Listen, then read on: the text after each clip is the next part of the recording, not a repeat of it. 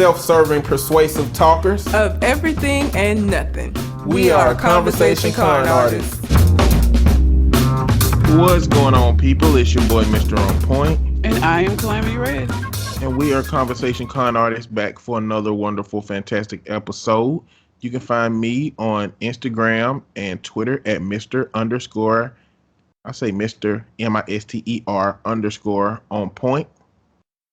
And I can be found at Red_Calamity. We're going to jump into some news first before we... What? Well, them underscores is helpful as fuck, man. Why you say that? Because when you can't get your name, you just put an underscore in between shit. Or you can put an underscore at the beginning, or you can put an underscore at the end, or you can put one at the beginning or the end, because if you put one just on the beginning or on the end by itself, then it look weird. You can also put your name and then an X on the end of each one of them. You know, now there is the possibility that it make you look like you X-rated, but you know, mostly it's just your name encompassed in two symbols that are similar so that people can see your name and they kind of wash out the symbols on the end, you know, so if they don't think you're a porn star, they're just gonna know what your name is. I'm mad at how much thought you've given to the underscores. It's sad how much thought I give to many things. Most of them are in my head. If y'all were in my head, y'all would be swimming around in a whole pond of what the fuck. It's a scary place. Most of the time. Sure. Yeah. It's a scary place, but it is very safe. It is scary and terrifying, but very safe. It's scary, like the thought of what it would be like to just like fall into the deep ocean. But you would never be in a position to fall into the deep ocean. So just experiencing the depth of what that means is the scary part, but you're safe because you're on the shore thinking it. That's my brain. Okay, Rick. You sound very much like Rick right now. I've been watching Rick and Morty too, man. When I first was watching season 4, I was like, but it's actually a good season. Season 4 is good. I've got like, I think maybe 2 or 3 left. Yeah, I started watching it and was like, this don't feel like the rest of them. But I was like, what the fuck was wrong with me? This is Rick and Morty. This shit is good. Yep, it is good. I like this second season. Yeah, it's a good season. Yeah. But yeah, we're going to start with news and we'll get to the letters and the Reddit at the end. Let's do our rotating. Go first. Okay, so listen. I'm going to start off with some mental health-esque shit. This little motherfucker, Chad Wheeler, okay, from Seattle Seahawks. Can we call him Mr. White? Mr. White. Okay, I mean, Mr. White. Clearly his name is Chad, so it's not like we really got to say that he was white, but I want to call him Mr. White. Every white person that do some bullshit, I want to call him Mr. White. All right. Well, Mr. White. Mr. White committed a horrific act of domestic violence against his girlfriend and tried to blame it on bipolar disorder. And I was livid because one, he completely, did you see the statement he released? Like he 100%, but I have bipolar disorder and I was in a manic episode. No responsibility for the fuck shit that you did. And it pisses me off because mental health and people that have these disorders already get stigmatized enough without your bitch ass trying to use this to get out of some trouble that your stupid ass got yourself into. Don't use bipolar disorder. But don't do that. That's not how that works, sir. Not how that works. And the details surrounding what happened with the girlfriend don't sound manic. When people are in a manic episode, they are very much not in control of themselves. Okay. If you commit a crime while manic, you're not going to have the wherewithal to try to cover that shit up.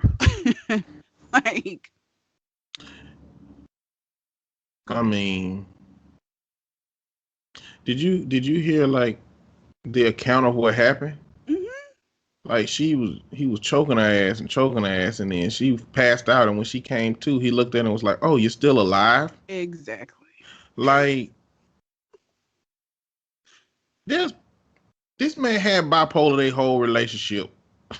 Like, I'm sure this ain't his first episode. Like, if you gonna have an episode, this ain't gonna be your first one. No. Because to get the diagnosis, you have to have already had a manic episode before they wouldn't even give it to you. So exactly, like you already had to have the capacity to choke a person that you're in a relationship with before outside of your episode to do it inside of your episode. I mean, so even if you want to blame his bipolar for a compromised state, the capacity to do some shit preluded his episode at the time.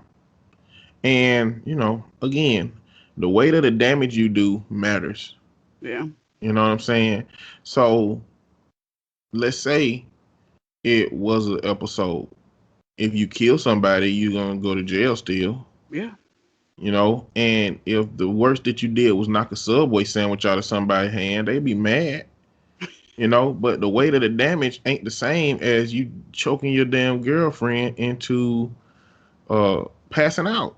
And thinking that you had killed her and being okay with that and just sitting in there and then being surprised when she fucking came to. Yeah. Like, that's some creepy shit. Like, I thought you was dead. Not, the police will be here in a second, babe. I'm afraid. I was afraid for your life. I can't believe. Oh my God! Thank God you're. She black. Yeah, I know. This is white on black crime. Mr. White on black crime. Oh gee, and for the people that are like, well, the Seahawks shouldn't have, let him go, and they shouldn't have. Listen, okay. The NFL has a long history of having players doing horrific fuck shit and them just not addressing the shit at all. Okay? White players. Because black players definitely get criticized and let go a lot of times. Yeah. So the fact that they took this stance with him, kudos to them. Like, what the fuck? Because the thing about it is, had they not done it, then it would have been a situation where it's like, if it had been what's Sierra's husband's name? Don't he play for the Seahawks? Russell Wilson. Yeah. If it had been Russell Wilson, y'all would have let him go. Like, don't do that. Like, he needed to be let go. That is not okay. That's not okay. Russell Wilson is a bad example to use. Well, yeah. He is a pristine model man. I don't know nobody else on the Seahawks. As far as we can tell, he is the best man alive. Yeah, imagine him and Idris Elba. I feel like I could see Idris Elba slapping somebody before I could see.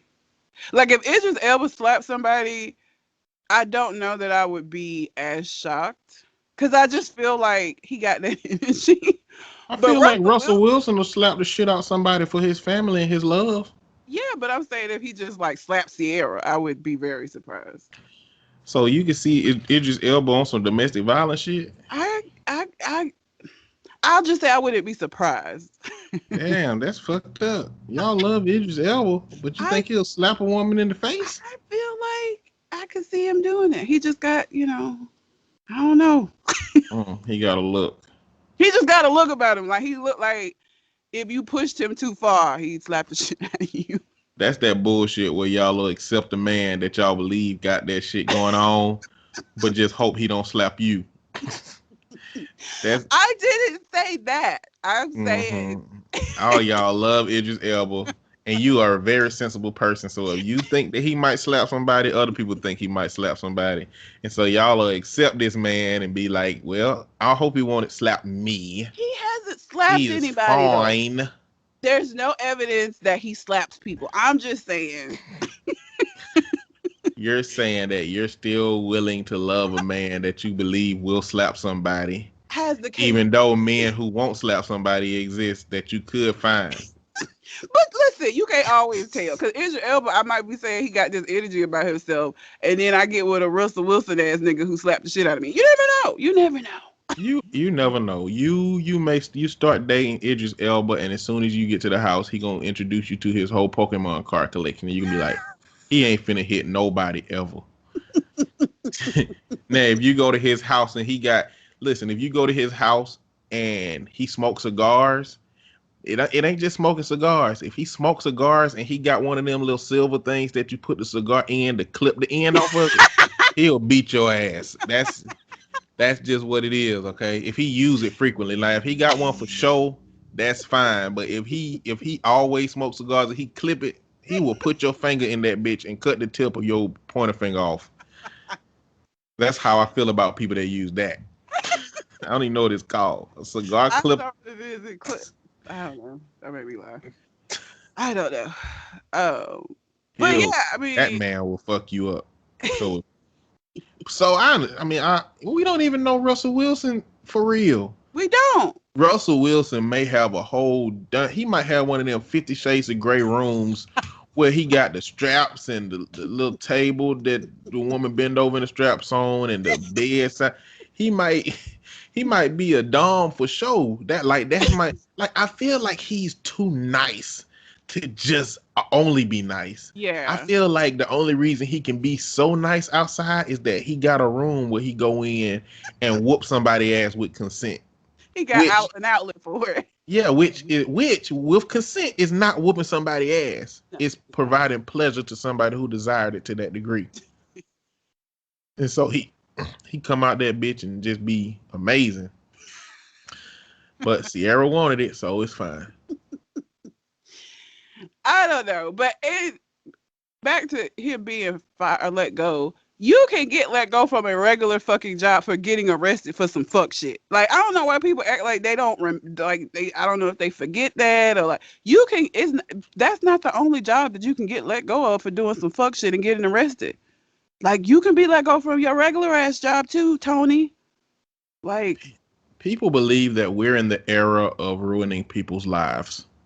That's what they believe.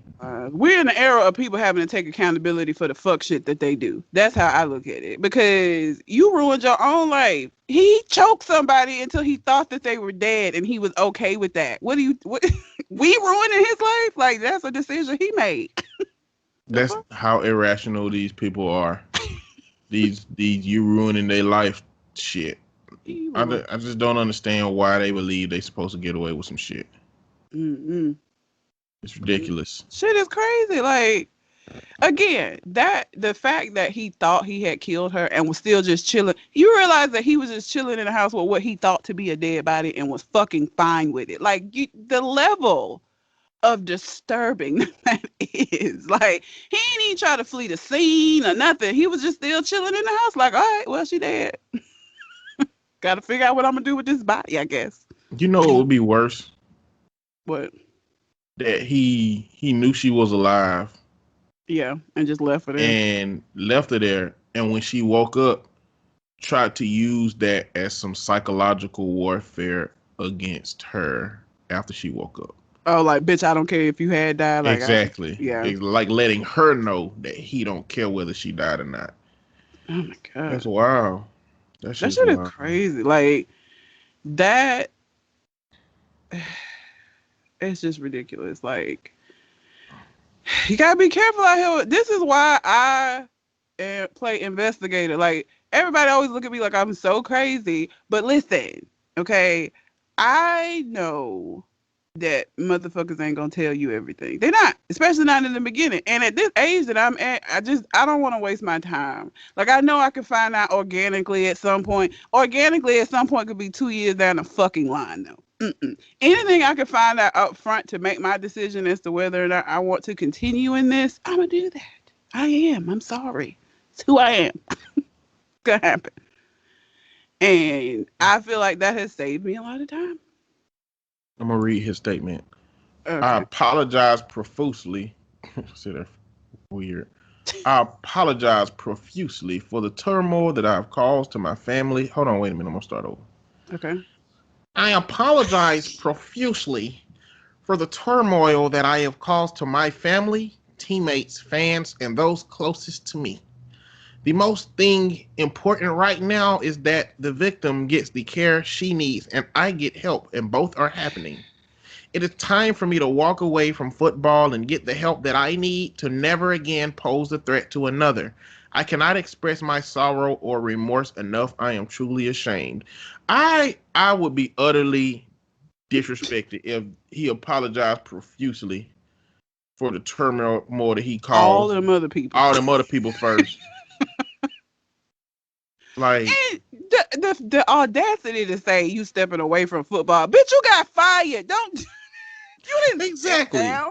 It's time for me to walk away responsibly. Bitch, They let your ass go. they threw your ass out like Uncle Phil threw Jazz out on the intro, the fucking Fresh Prince, and you acting like you decided.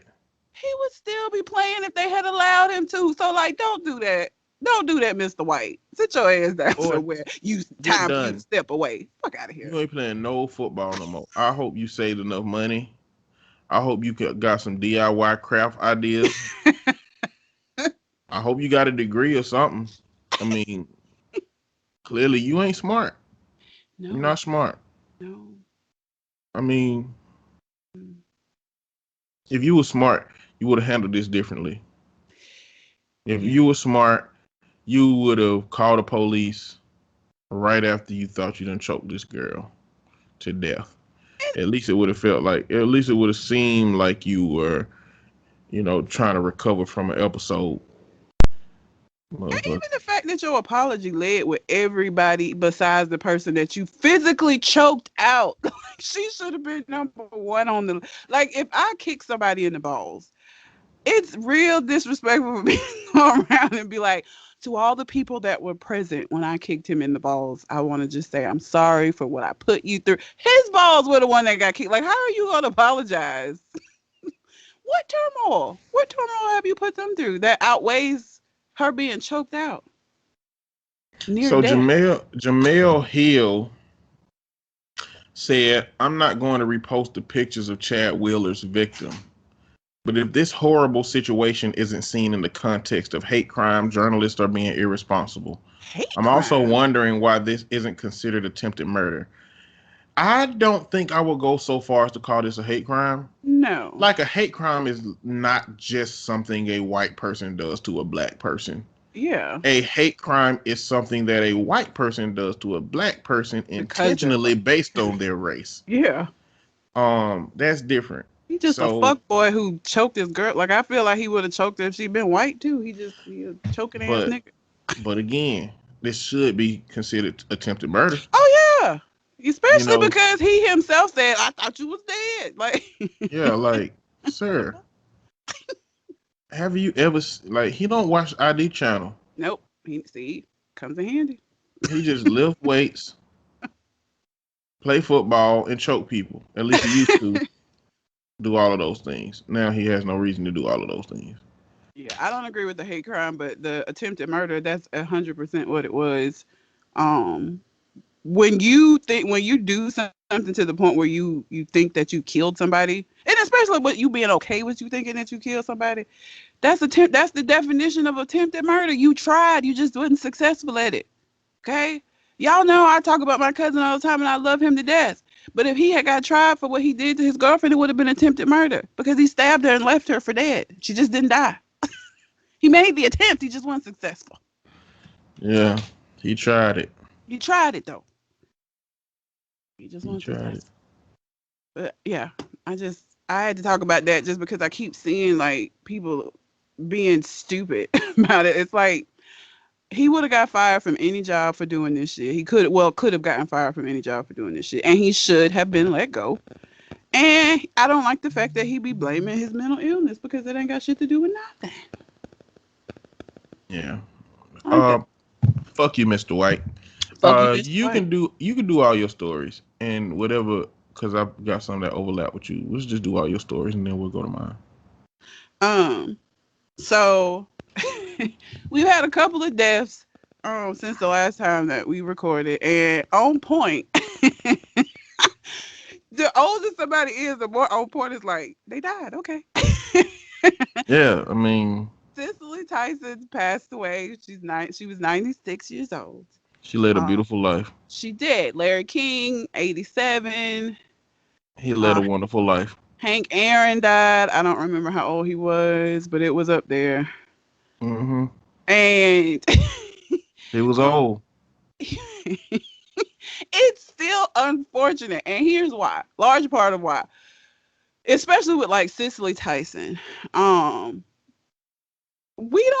said this before when we've had people die that are from that school of acting or whatever. Like, we don't have what actors actresses that we have now, like, are going to be as iconic as Cicely Tyson. Like, who's doing shit now that when they get to be 96, the world is going to be like, oh my God, such and such. Like, we don't have nobody replacing these amazing people. Like, we don't have that level of talent. I don't feel. That's what makes it sad. I know she was 96, and the fucked up thing is, though, the day before she died, I was having a conversation with somebody, and I was talking about how Cicely Tyson and Betty White still out here working, and they gonna be working until they can't work no more.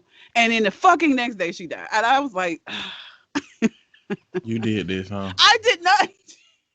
That's what you're admitting to, right? That is not. You are admitting to taking Cicely Tyson out. The Bible says that there is power in the tongue. Shut your ass up. You don't even believe in that. I believe there's power in the tongue. Okay, but I didn't kill Cicely Tyson. Specifically for sexual related acts. I fucking hate you. Not the hypothetical power in the tongue shit. I mean, except for affirmations, okay? Yeah, I'm a therapist.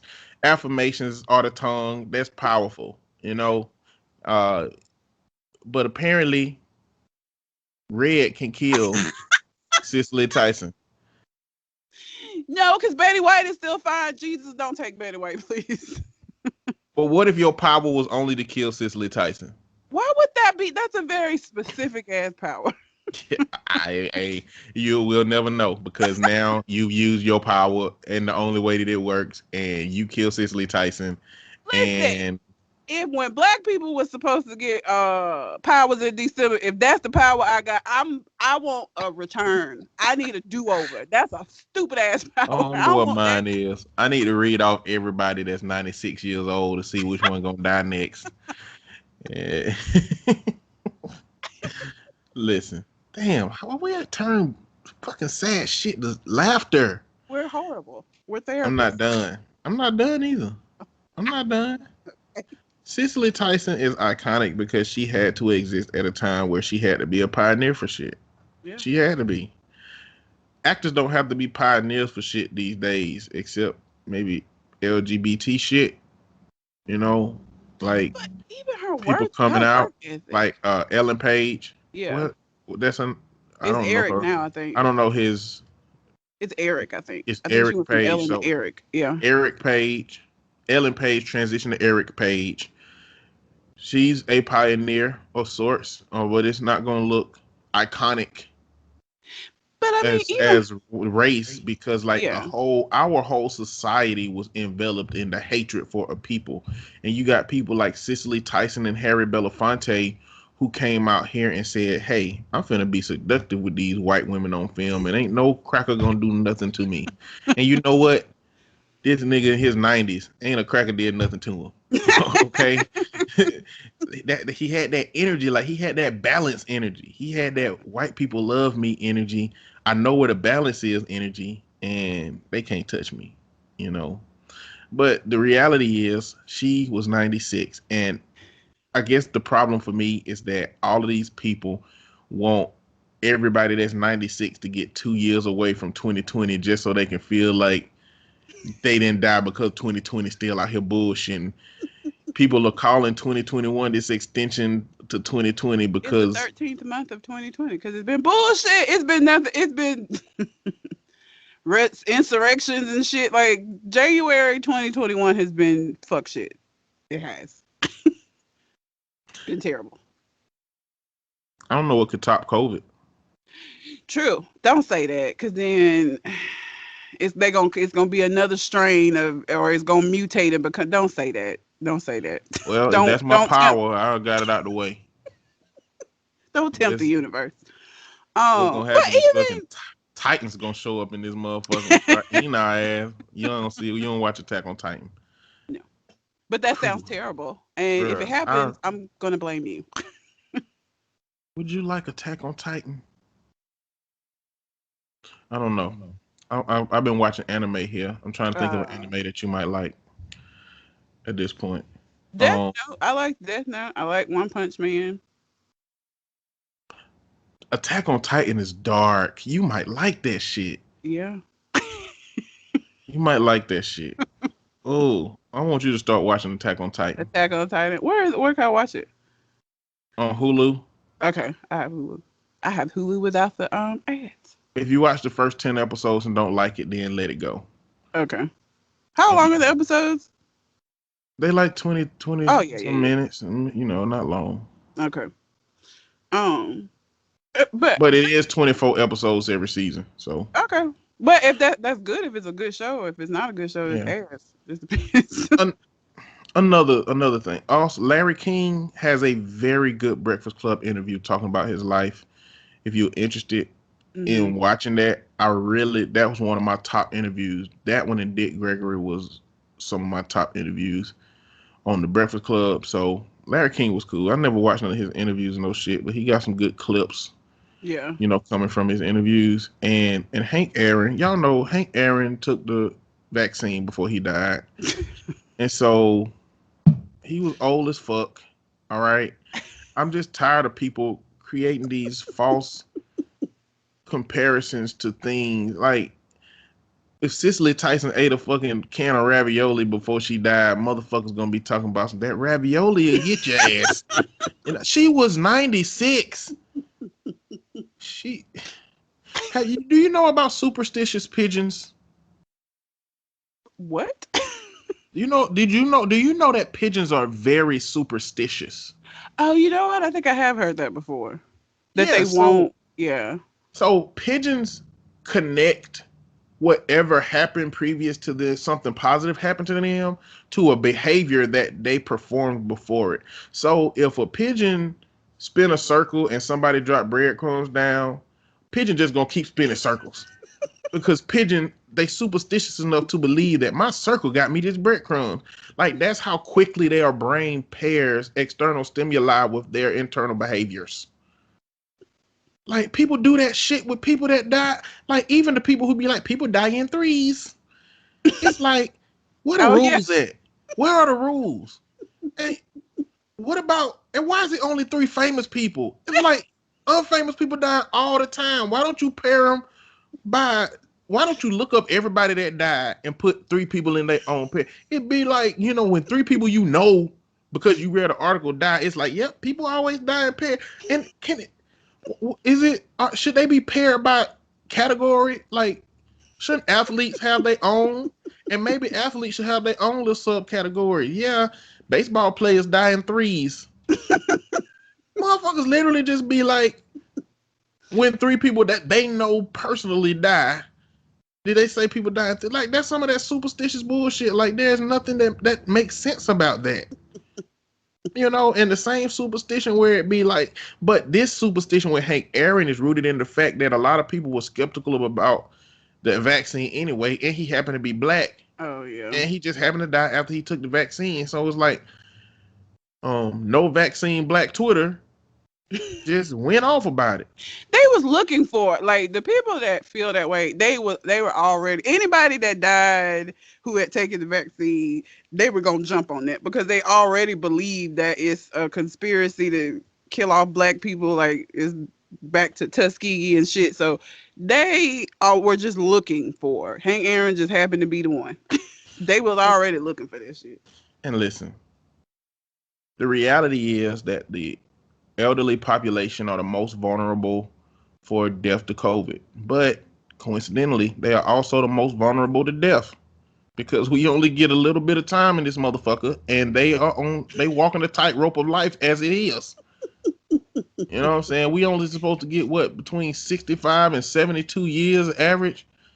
If you above 75, you gonna die. So the reality is, every older person up in their years that's taking the vaccine, some of them are gonna die in a week because it's their fucking time. It don't got shit to do with no vaccine. Okay? And if it have shit to do with the vaccine, evidence shows that it's in such small amounts that we can't even quantify it for real. I mean, but whatever, that's my spiel. Old people die. I'm sorry to sound so morbid, y'all. I got a grandmama who done bought her own casket already. Who done bought her own goddamn flower arrangements for her casket. Like, imagine being the kind of person so comfortable with death that you shop through Sam's Club, which they sell caskets, and buy your casket. And imagine that you going through flower bouquets because you want to be in control of what flowers people see on your grave. Like, my granny don't give a fuck. She said she ain't got time for this shit. She gonna make sure it's right. Exactly. She said, I don't want no fighting between y'all. I'm gonna buy all my own shit. Because my sister would be tripping. Because her and my daddy don't get along. My grandmama already knew I got to take control of this shit. Otherwise, we gonna have problems. Yeah. Lil Nas X is our best-selling author. Of course. It's Lil Nas X. He's harmless. He wrote a children's book. C is for country. He's still riding the hell out of that old town. I wonder if he really like that. Or if he like played with some shit and it came out to be a big win and he just kind of dived into the role. Or if he always really been on that country shit. I don't know. But the story it's the story of a young cowboy. And so it's one of those alphabet books, like A is for this and that. And the name of the pony, his horse, is Panini. His second song that was released. I'm not mad at Nas. Listen, here's the thing. Even if he becomes a one-hit wonder, how popular was Panini? I don't know. Not very. Looked like the video costs a lot of money. Even if it becomes a one-hit wonder with Old Town Road, he has rode the shit out of Old Town Road. Okay, he had a Levi's deal for some jeans. He got this book with the whole cowboy shit. If you're gonna be a one-hit wonder, I say get all the shit you can get out of there, and that's what he's doing. So I ain't mad at him. Go ahead, Nas, do what you do. You know, for kids to have loved Old Town Road so much, that second verse was super trash. Riding on a tractor, lean all in my bladder. Oh, yeah. Cheated on my baby. You can go and ask her. Now, why would you do that? Why would you just told us. Why you got her business out here now? Like, why you done told us who she is, where she is. They go and ask her. Why would I do that? You just fucked her life up. Presumably. My life is a movie, bull riding and boobies, cowboy hat from Gucci, Wrangler on my booty. Oh, it might have been a Wrangler deal. I don't remember. It was some kind of jeans. But kids don't He could have done better. Kids don't need it to make sense. At least he said baby instead of lady. At least he wasn't living in his truth at that point, but he was about to be there. It's like Sam Smith. Sam Smith songs, if you go back and listen to Sam Smith songs before he finally was like he was gay, they are genderless. Like, he could have been talking about a dude. Like, Stay With Me, he could have been talking about a dude. Like, it's nothing in the song that directly points to it was a woman, other than we assume that because he was a man. So, you know, on TikTok, they stitch videos together, right? Mm-hmm. That means that they put a part of one person's TikTok and then they respond to it. Mm-hmm. They showed this video of somebody with some stockings on their legs, and then it zoomed the camera up and it's the dude. Mm-hmm. And then the dude who responded to it was just staring at the camera. He was like, fuck, I already got the boner. Like, he just standing there like biting his nails like, fuck, I already got the boner. I feel like that with, you know, not just straight men, but straight men that are, you know, misogynist or whatever, red pill men. Y'all can look that shit up. It's dumb shit. When they enjoy Sam Smith music and then find out that, you know, he was rapping or singing about men. It's like, oh, I already envisioned that he was singing about women. Probably already played it while you had a woman over. Exactly. Like, yeah. If you go back and listen to Sam Sister, like, it's not. He doesn't. It's no gender. Like, he could be talking about a dude, and it makes sense. Like, and I wonder how much of a struggle that was for people once he came out. Me too. It's not a struggle for me, but like when he be like, "Can I lay by your side?" I'm thinking it's a lady. You know what I'm saying? And in my head, when I visualize the lyrics, you're like, okay, default in our society. Sam Smith by a nice young white Italian lady. You know, long hair or some shit. But you know what? But then when I see Sam Smith now, and now I know his sexuality, and I visualize who's laying by his side, or whose side he laying by, it's probably a bald-headed black man. That's probably about right, I think. I was expecting you to say. What was you? I don't know. I thought you was gonna say like an Italian white man with long hair instead of No, bald-headed black man. Very fit. You know, not hairy like me. You know. Jesus. I think that sounds about right. To me. Oh Jesus. And the only other thing I had was T.I. and Tiny, but I know you're gonna talk about it, so I don't have nothing else that we don't have.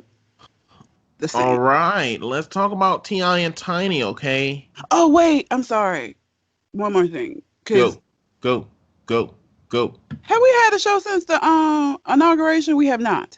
Mm-mm. Michelle Obama came in and just fucking. I was like, Michelle, this ain't Barack's inauguration. Like, why would you come in here and stun on these people like this? It's rude. It was rude. She looked amazing. And like, because On Point got me on TikTok, I literally spend way too much fucking time on TikTok now. Like, it's ridiculous. The videos that people were making, like that little, let me see you walk, that song that everybody uses, they put that, and it fit. Michelle was walking like she was walking on somebody's motherfucking runway. Okay, looked amazing. I was like, and Barack just walking beside her like, yeah, y'all see it. They a stunting ass couple. I don't know why anybody would expect anything different from them. They are a stunting ass couple. Okay, they stunt. That's what they do. You seen that video of Barack Obama on the campaign trail for Joe Biden, and somebody passed him a ball. He was just walking through the court. Somebody passed him a ball, and he was like, "Oh," turned around, hit Jay. Yeah, that's what I do. It's like, God damn, what the fuck? What the hell swag level is this nigga got? I don't even know what word to use. Like, swag is too old. Drip. This nigga got drip. I don't know if I'm saying this shit right. Leroy Ketchum. I don't know. What the young people saying now? Let me know, please. I think I'm using the wrong words. I think drip is like clothes, maybe. I don't fucking know. But they are like the flawlessness. Like it is so effortless. You know how you see some people like they be trying too hard. They don't never come across as try hard. It's like that's just us. You see it. We just this. This just what it is. Like, I saw them walking and I was like, y'all did not have to fucking do this. Y'all did it. You did it. Y'all could have toned it down a little bit. Damn. Both of them came strutting out of them doors. I was like, God damn. The class and the swag or drip or whatever. Like, it's, how can they do that? Like, how can that much be in one body and be that effortless? Like, when I saw that video of him hitting that shot, and he's so smooth with it, he just walked off like, that's what I do. Exactly. I was like, this motherfucker, man. I just want to know what they talk like, man. I just really want to know what they talk like in their relationship. I know they get on camera and they be all motherfucking professional and shit, but I just feel like he'd be like, Michelle, you're stunting on them hoes, huh? Like, I just want to believe that's how they talk. I just want to I know when believe she they just came out talk the like. back with that pantsuit on, he was like, Michelle. Like, he had to have known that this was going to be iconic. Like, you can't look at her. And she had them swoops, her hair was swooped to perfection. It was amazing. She probably didn't even tell him what she was gonna wear. She was like, "I'm just gonna tell you this. They ain't gonna be talking about your ass after this goddamn inauguration." All right, Michelle. All right. I'm finna call Sasha. Malia. That shit. Look. I aspire to have the level of unconscious fucking greatness that they have. Like they just amazing just doing regular shit. It's amazing. Like, and she from the south side of Chicago. Like, this ain't, this is who she is. This is just who she is. She just got it. She's likely seen somebody being pistol whipped and look at her now. And just as classic. You know what make me humble? You know what make me force humility on people when I start feeling like they getting too high in my head? What? I imagine them taking a shit. That make them regular as hell. That make them regular. I feel like they would take shits and still in not a way that the average person would. I still feel like it'd be different. Nope. They shit like everybody else. They have trumpet poops. And they blow up the toilet every now and then. And they gotta spray air freshener after that. Like, it ain't that many ways to make shit not smell good. They got Glade or Febreze in their bathroom. Like, yeah. Oh yeah. That's how people that's how I bring people back down in my head, because people get hot, they get up there sometimes. This conversation is a representation, so I gotta imagine Barack and Michelle shitting. Everybody looked nice at the inauguration. I just feel bad because they stole the show. Like, all of the women had on like the monochromatic looks where they had the one color and some kind of purple or blue, and Michelle just came out there and was like, forget them other hoes, y'all, they don't matter. She might as well have moonwalked out into that motherfucker. She knew how bad she looked. The good bad, not the bad. The good bad. Yes, she looked amazing. When I saw her, I was at work in my office, and I know my coworkers were like, the hell is wrong with her? Because I was like, yes, Michelle with this belt. Come on, belt. She looked amazing. Black people's our culture is so amazing, man. And if you're white and you're listening to this, I'm sorry. Y'all cultured still and pillage. You didn't do it. You know what I'm saying? So, not blaming you. I'm just saying, we can literally be like, come on, Hal. Come on, Belt. like, we do it. We do, and we all know what it means. It's we all know, like, it's a compliment. If you say that to somebody, they're gonna be like, girl. Okay, shoes. Yeah. like black women be on that shit. Black women be on it, man. I'm ready for y'all to take over. Oh, Jesus. I'm ready for black women to just take over. Hopefully y'all don't take over on some Gazorp shit. Another Rick and Morty. Rick and Morty reference, y'all. Episode Gazorp. The women took over and men won shit. Slung the men out into the wilderness. Didn't even get to engage. They were just wild beasts. Now I am not for that shit. I'm gonna be I'm gonna be heading up a revolution in that motherfucking reality.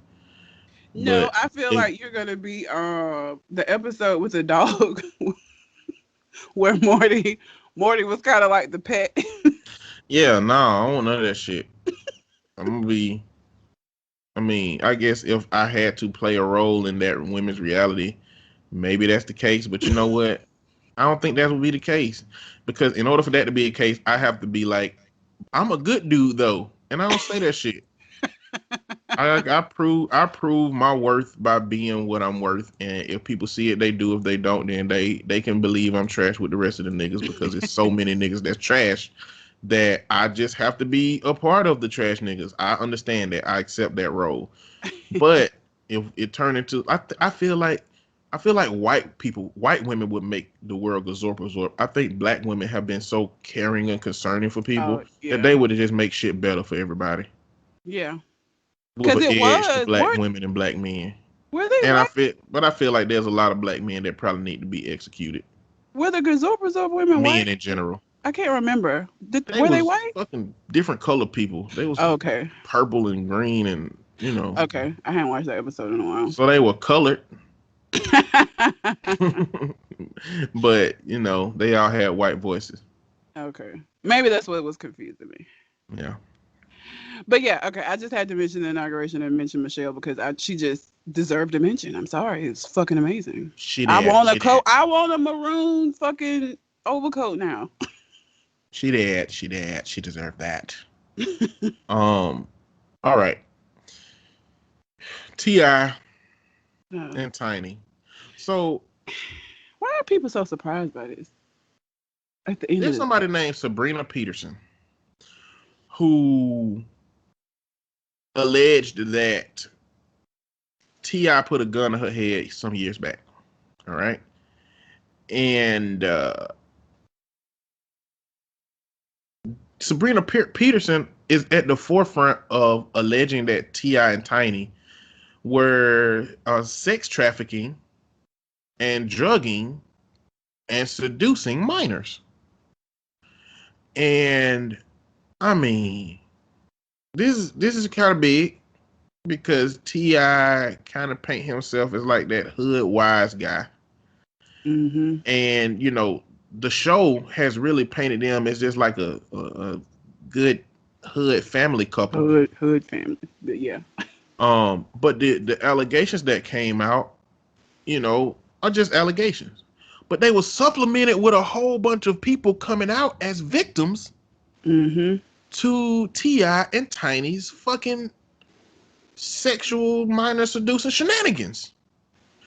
So Tiny kind of responded. Tiny was like, apparently it's a picture of T.I. with Sabrina's two sons saying that, we were good enough to, he was good enough to watch your kids or some shit like that.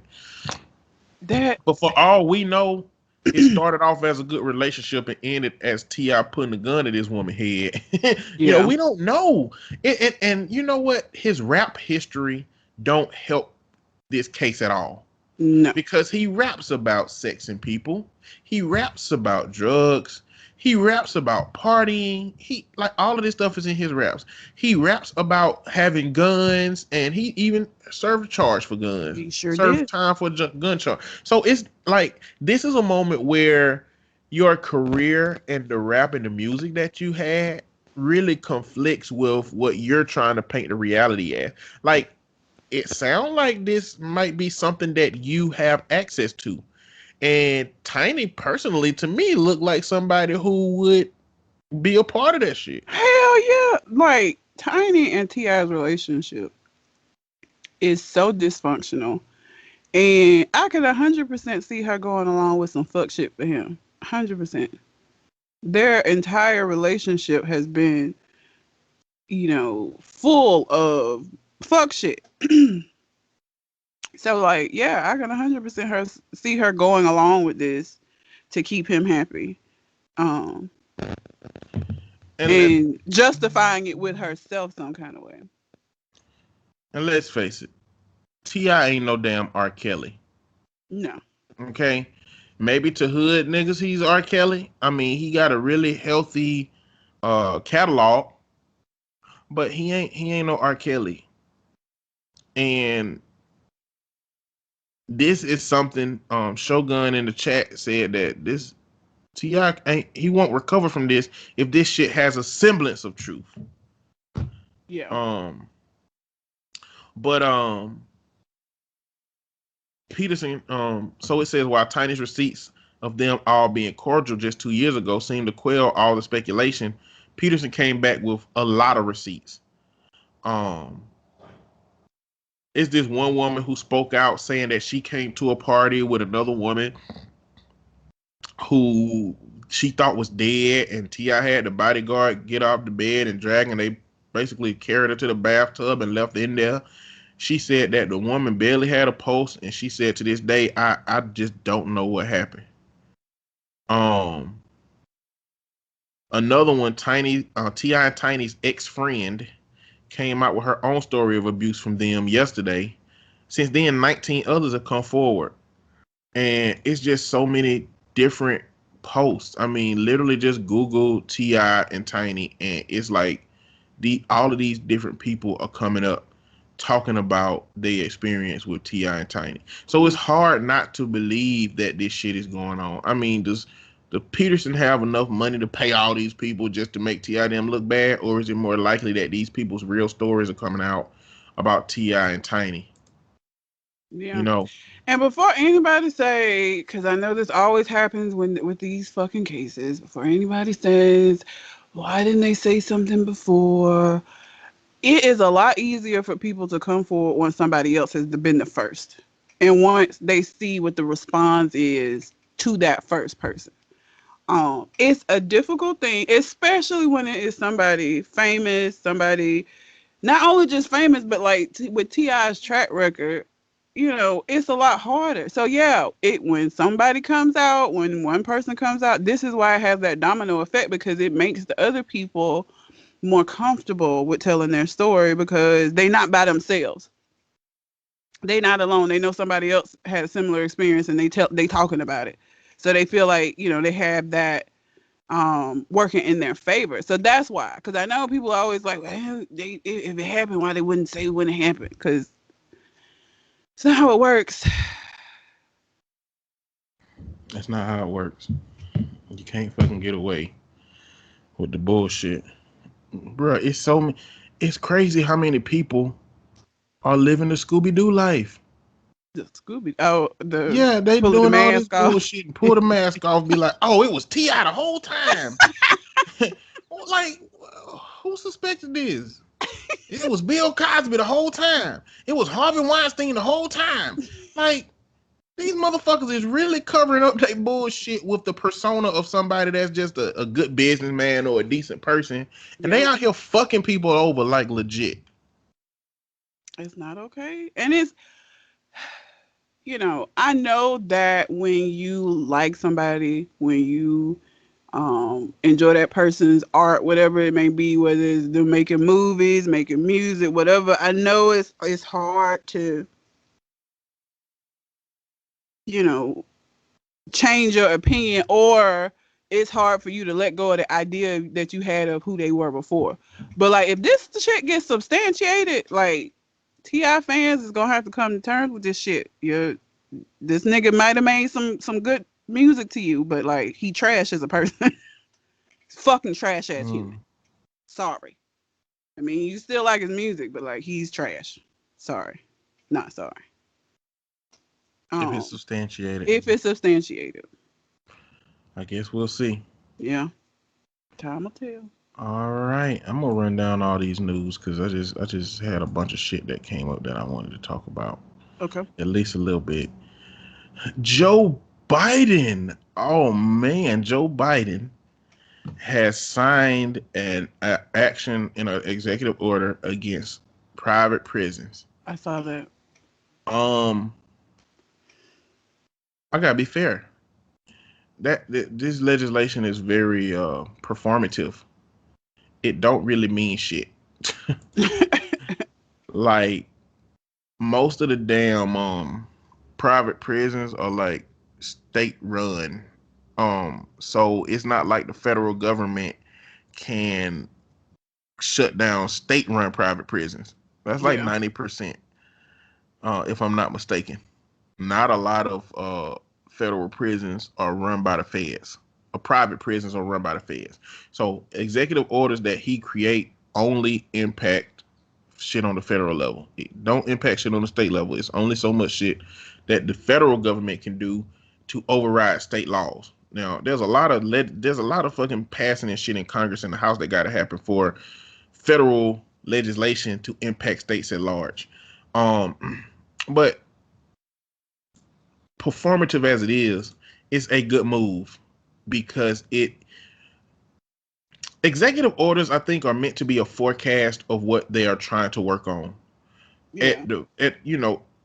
On the surface, they just, trying to figure out how to, impact legislation that's going to be lasting. But they have to let the people who voted for them know that this is some shit I'm going to focus on. And so I think it's an important thing to do.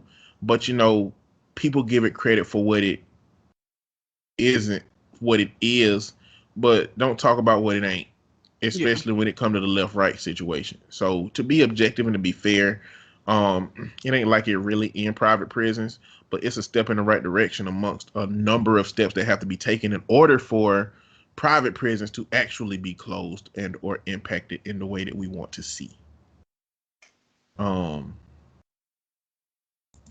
So I just wanted to bring that up, and Shogun is somebody who consistently challenges me to be objective about things. Mm-hmm.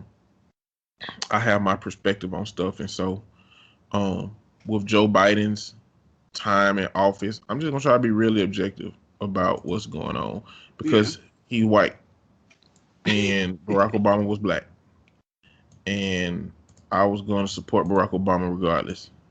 And when he was president, we didn't even know he had this level of swag. Like he had to suppress his swag. He had to suppress it so much. He did.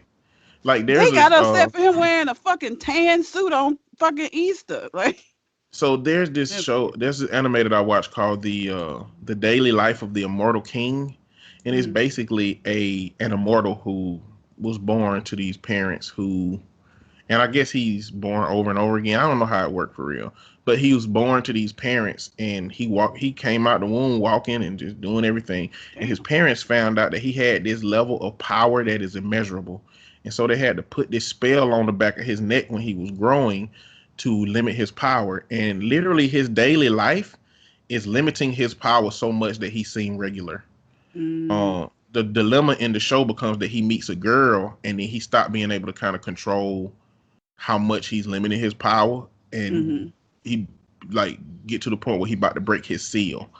But it's like, at this moment, I'm just thinking about how much Barack Obama had to suppress this greatness that we see now, in the form of just how he carries himself and his wife, Michelle Obama, and it's ridiculous.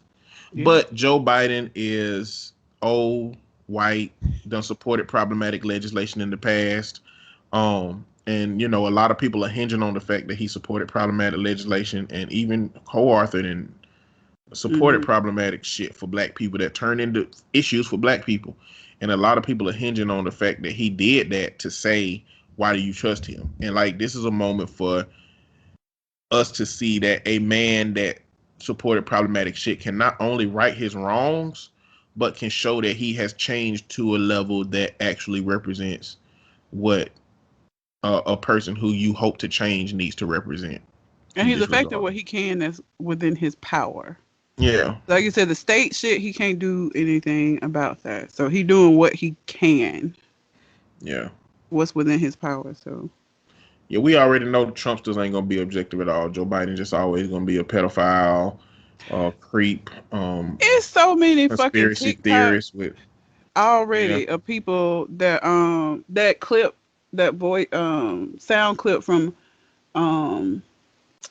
Cat Williams stand up where he was like, how you been on your job for 3 days and fucked up everything? They already doing that. As it pertains to him. So like, they ain't gonna give him, that's never gonna change. It don't matter what he do. He can show us. It's a dude named Terrence Carson. It's like when the soldiers got moved from the Capitol to some kind of garage. I don't know if you heard about that story. They sent like the National Guard to Washington, and to guard the Capitol because when the inauguration was coming up, motherfucker was like, this shit might get wild. Mm-hmm. So they sent the National Guard to the Capitol, and what happened is after the inauguration, they got moved to some kind of garage type bunker, and it showed like 200 National Guard members just in a fucking garage, like laying on the floor and shit. Oh no! And this dude Terrence Carson or something like that. It's just a black Trumper. He used to go into. He got invited to the White House several times, whatever. Oh, Jesus. He basically came out and said, "I can't believe this. Look at Biden's America." And I'm like, bro, you don't shut the fuck up about this shit Trump started, man. But anyway, I'm just gonna try to be more objective about Biden. I'm gonna be more objective about processing the stuff that say Joe Biden doing, and I'm gonna make sure I stay out researching what the legislation do, but be more intentional about it. Yeah. Let's see. Next story. I don't know if you heard about this, but Kellyanne Conway. Oh yeah, her daughter in the picture. Posted a nude photo of her daughter. Saw that. Bruh, that shit is so crazy.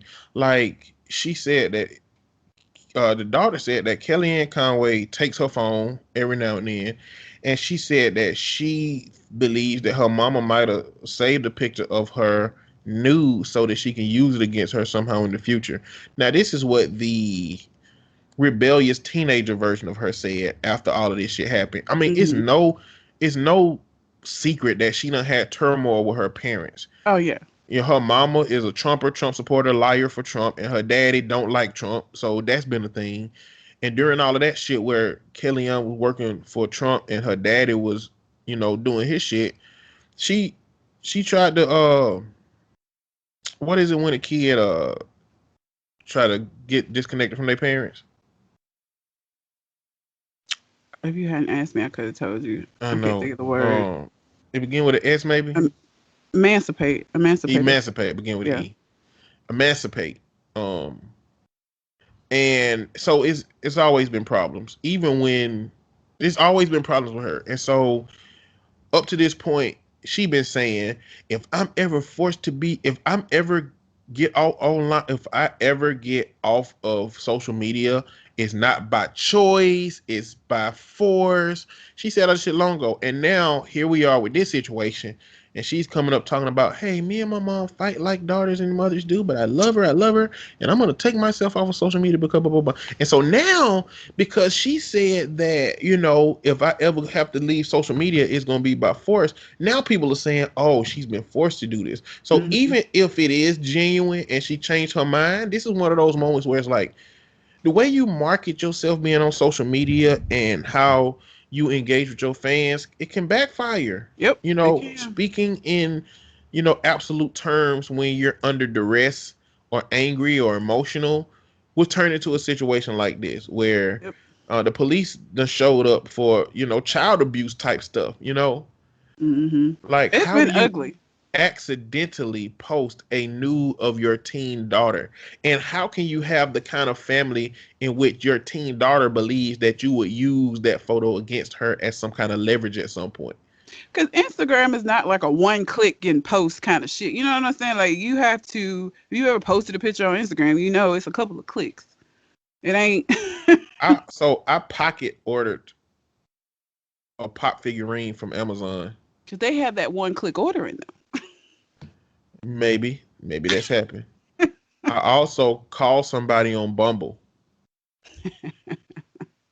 And I just looked at the phone and the picture was at the bottom corner. I was like, who the hell is this? Because I ain't never.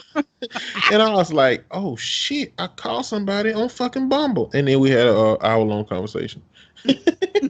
Like, she answered and just sat there and waited until I realized that I had called. It's crazy. It's ridiculous. But, but one, this is the struggle right here. I don't know if y'all know this, parents, but if your children have pictures of themselves on their phone naked, they are in possession of child porn.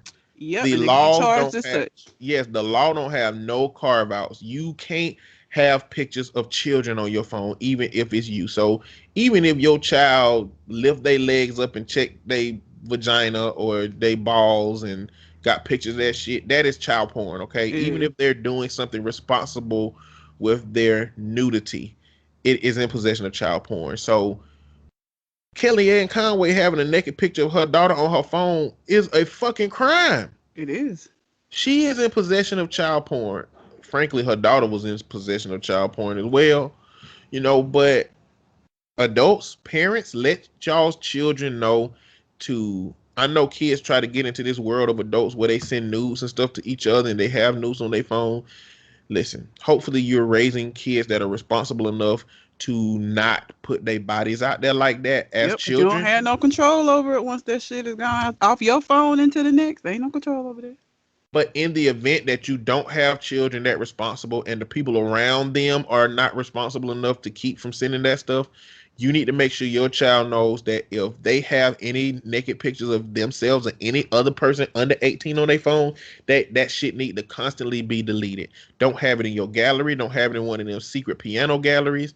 Just leave it where it need to be in your brain if you have to have it. That's it.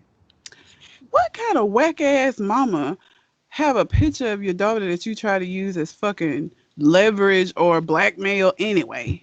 Like, what the fuck?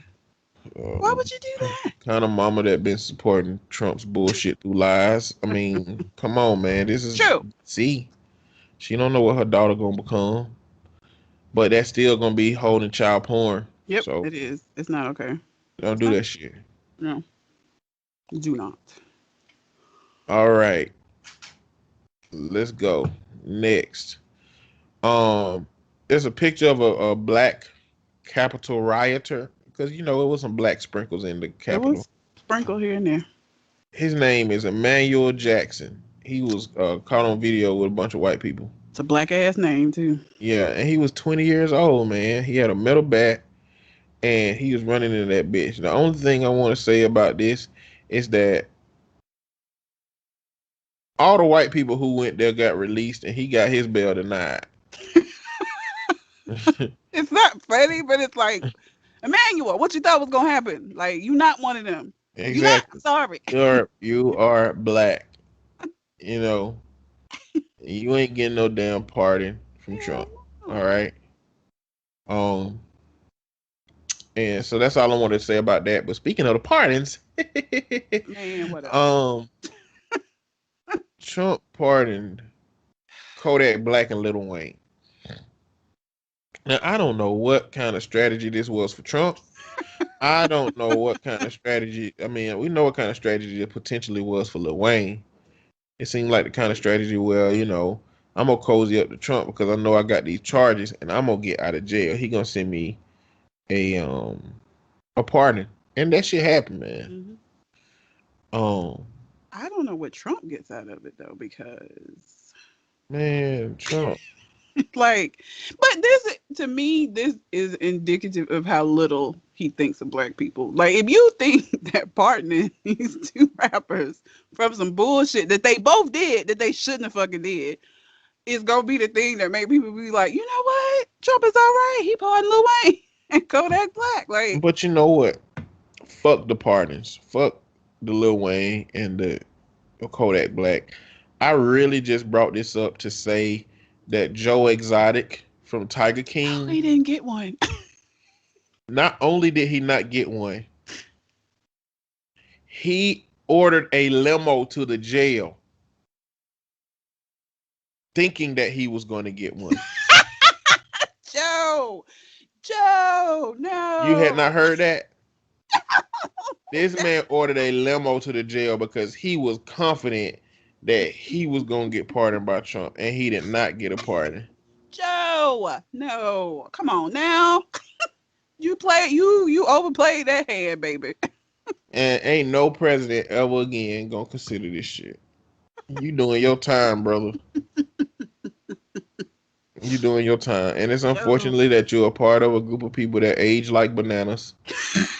But you'll get out. You'll get out and you'll look like George Burns when you do. For those of you who don't know George Burns, he was about 100 years old when I was a kid.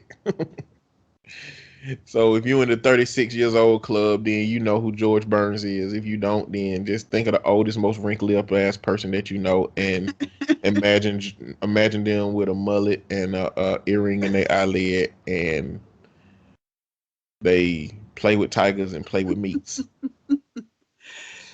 He overplayed that hand, boy. Woo. You played yourself. DJ Khaled voice. You played yourself. I don't know how he sound for real. You know, every time I think about DJ Khaled, I think about the bad guy from Kazam. You remember him? Yes. And I can never forget him because when he got into the car with Shaq the Genie, he offered him a goat eyeball. And he ate it. I was like, oh my fucking God. Who do this? Who makes sure the limo is stocked with goat eyeballs? Somebody that like goat eyeballs, I guess. Jesus. But when I think about DJ Khaled, I think about that dude because they built the same way. Yeah, they got like a humpback type thing going on, I think. Anyway.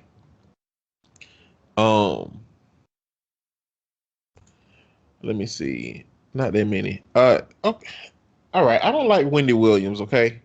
Okay. I just don't. She is very, very precise with her messiness. Mm-hmm. And she seemed to be messy to keep attention on herself or something. And what came out this week from her was that she said that she hooked up with Method Man in the past. And she was like, you know, back in the coke days, like, and it's so casual for her to just mention that the days when she was doing coke and shit. But like, I was like, Wendy Williams before any surgery was very attractive. No, she wasn't. Huh? No, she wasn't. Yes, she was. No, she wasn't. I've seen the picture. She looked all right. She looked much better compared to now, but like very attractive as pushing. She was very attractive for the time. She looked like she could have been a fucking clearly because T-Bob's Left Eye Chili ain't attractive for the day back then. You know what I'm saying? Like, attractive today is different. At the time that she was the attractive she was the attractive she should have been for the times. Is what I'm saying. Right? Before the surgery, like, she got an interview where she talking about Biggie. She was attractive for back then, definitely. If you bought a Leah to now, she just a fucking hood rat. You know, I mean, that's just the reality. Just, it's a different level of pretty and attractive today. It ain't. It's a fake level of pretty. Like, it's. But it's different. Yeah, it's still different. You know what I'm saying? It's still not different. Real. Like old Brandy and old Monica, bring them motherfuckers to today. That shit don't work for no teenagers. You know what I'm saying? That it don't work. So I'm saying go back in time to when Method Man probably hooked up with her status. I refuse to accept because Method Man is fine as fuck. He was fine then. He's fine now. So it's personal for you. You bullshitting because it's personal. And I just refuse to accept it. Sorry, Wendy. Listen, Wendy looked as close as you can be alive to a skeleton to me. Like you can see too far in her nose just when you looking straight at her. Like she don't even gotta look up. You can just look at her straight face and her nose and her eyes are kind of like weird. And then whatever she did to her cheekbones and her chin, it just make her look like Lord Zed from Power Rangers to me. And her somehow. Body's unfortunate. Like yeah, and not only that, but that baby picture of her, that picture of her when she was not a baby but a little kid, where she was, but she had the head of a 10-year-old and the body of a 20-year-old man. Lollipop, oh lollipop, and lollipop head. You know, between now and that picture, she was actually somebody who it looked like Method Man with Bang. You know, she was accessible. She wasn't ugly. And that's just what it was for the time back then. So it's like, I don't know why nobody's surprised. Like everybody applying today's Method Man banging today's Wendy Williams, and it don't match. But Wendy Williams and Method Man 30 years ago are two different people that it would have made sense for them to bang. Okay, I still don't accept it.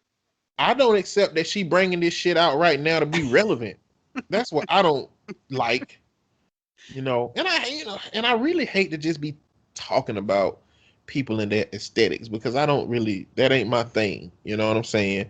But it's bittersweet. Like a part of me feel like, not bittersweet, that's the wrong way to word, but a part of me feel like, man, once you start fucking going under the knife, what you do to yourself is like on purpose. Yep. And it's like, it's just hard not to create some commentary based on what you've done to yourself when you could have avoided doing that or not done it and whatnot. So whatever.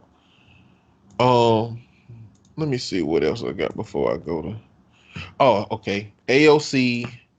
Okay, let's talk about Robin Hood. Right? But before we talk about Robin Hood, let's talk about these stocks. Let's talk about GameStop.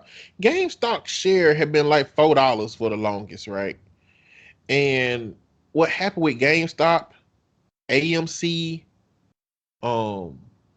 Bed Bath and Beyond, I think, and several other companies that really had been doing shit with low stocks, Redditors decided that we're going to get together and we're going to show Wall Street who is fucking boss. We're going to show Wall Street that it is a broken, fucked up system. And so they made, so let me tell you, do you know how this shit work? Mm-mm. Basically, hedge fund companies make money by shorting all of these GameStop and low end stockholders. Now, I'm not going to be saying this exactly right, so people who are deeply into stocks don't be offended. I'm just trying to paint a picture of what happened in its simplicity. Basically, hedge funds do things with stocks that make them make money consistently. And people who play the stock market are aware of this. But what can you really do about it? Well, a group of Redditors said what we can do about it is we can collaborate with thousands and thousands of people on buying this much stock in these different companies that the hedge funds play short, and we can force them to lose a ton of money. Now, so what happened is all of these Redditors went and bought a certain amount of GameStop stock from GameStop, and it made the GameStop stock shoot up. Mm-hmm. And when it shot up, a ton of regular people started buying that stock. Okay, you can buy it at $4. So let's say you buy 1,000 shares at $4 because you got $4,000 to spare, and in 3 days it turned into $470 of stock. Like, you just made some loot. Yeah. You know what I'm saying? For doing barely anything. And so that's what happened. Reddit got together, moved this, and what that does is that costs those hedge funds money, because now all of these people that had enough money to buy, somebody I'm sure about $100,000 worth of stock, Mm-hmm. now they're owed millions, right? And Mm-hmm. that got to come out of these rich people pockets. And so this is basically what happened. And so they did that with GameStop, and they did it with AMC, and they just started doing it with these other things, trying to cut short the money of these companies. So what happened is Robinhood is an app that markets to the common average trader. Don't know much about trading? Get on Robinhood. Are you new to the game? Get on Robinhood. Don't quite know how this works? Get on Robinhood. We'll give you a free stock if you get on Robinhood. We're going to help you, the regular person, learn how to trade and trade effectively and efficiently. And so what happened was, as this all is going on, Robinhood blocked people from being able to buy these shares. And people don't know why, because they didn't block everybody from being able to move this shit around.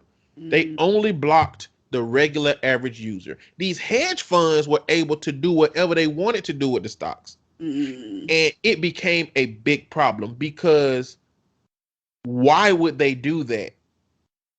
If the stock market is volatile, I understand why you might put up a post about its volatility and say, hey, if you spend your mortgage on all of these stocks and they drop back down to $4 tomorrow, you lose money As long as you know that, go ahead and take the risk. Yeah.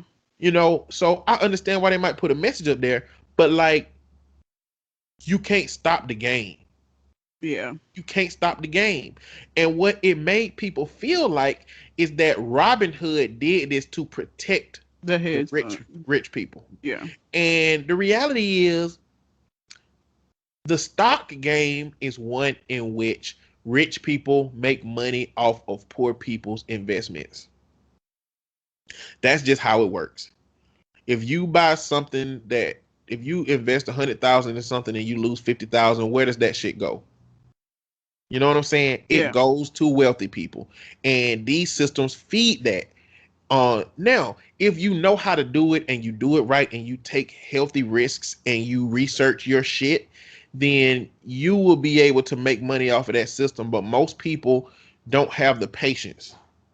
They don't have the time. They don't have the knowledge, and they fund rich people.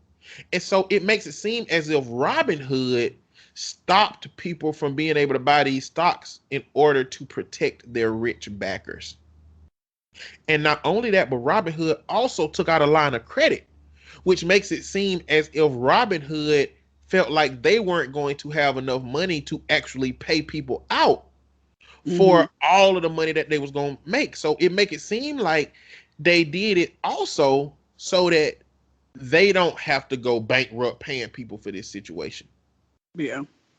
You know, now the owner of Robin Hood got on and, you know, made it all sound like, no, this makes sense. But they facing a lot of lawsuits now. And not only that, but this story with AOC is that AOC said, hey, we need to investigate this shit. Elizabeth Warren came out and said, we need to change Wall Street, because not only should this not be able to be done by the Redditors, but the hedge fund people shouldn't just be able to make money without giving anything to society. Like, they contribute literally nothing, you know? And they create the rules for themselves. Like, did you know, I don't know if you know shit about 401ks, but did you know that you can play the stock market with your 401k? Yeah, I did that with my last job. Yeah, like, that shit is crazy. Yeah. And you don't have to pay any of the major fees that you have to pay with doing that. It's like they create the rules for themselves. Yeah. And, you know, it's like a game is being played, and when shit don't go their way, they stop the game. And that's what Robin Hood did. And that's what it feels like. It seems like that they did. AOC, Ted Cruz, Donald Trump Jr., they all agreed that this was a fucked up problem and that Robin Hood had. They should have did it. Now, for those three people to agree on something, it's some unprecedented shit going on. Okay. And AOC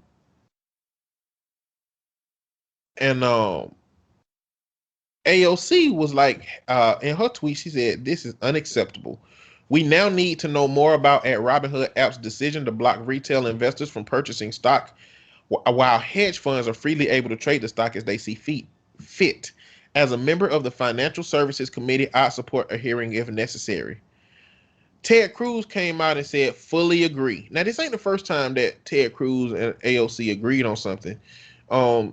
Back some time ago, they agreed on legislation that would keep politicians from putting fluff in their bills, like adding extra little bullshit. Like, your bill got to be what your bill is, and that's it. You know, not all these arrangements that you make with other people to add this and add that type shit. And he said, fully agree. Now AOC is a firecracker. She had to snap back about this situation. She said, I'm happy to work with Republicans on this issue where there's common ground, but you almost had me murdered 3 weeks ago, so you can sit this one out.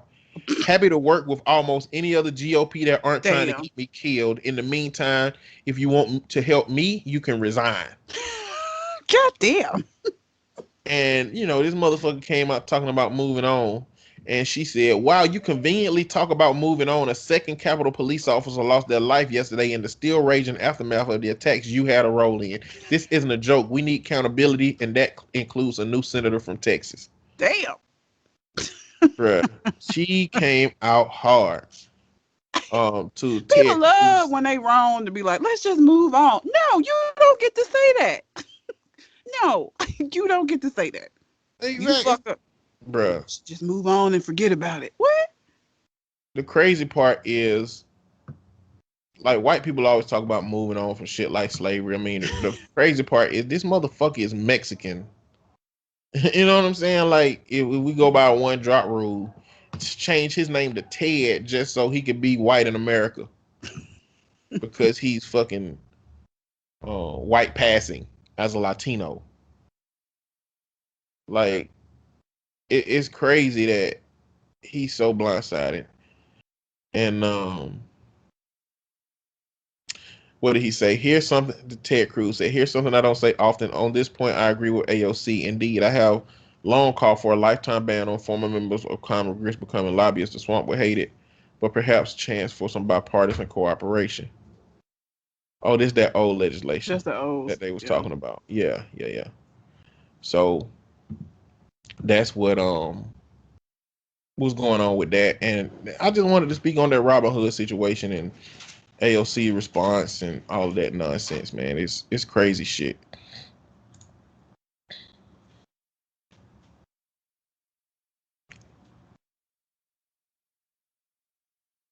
But that's all I got. All right. Well, do we have time for Reddit? Yeah, we got time. Okay. I mean, we probably got 20, 30 minutes. But I want to get a lot of news out of the way. It's been a while since we done news. It is been a while. Yeah. Let me see.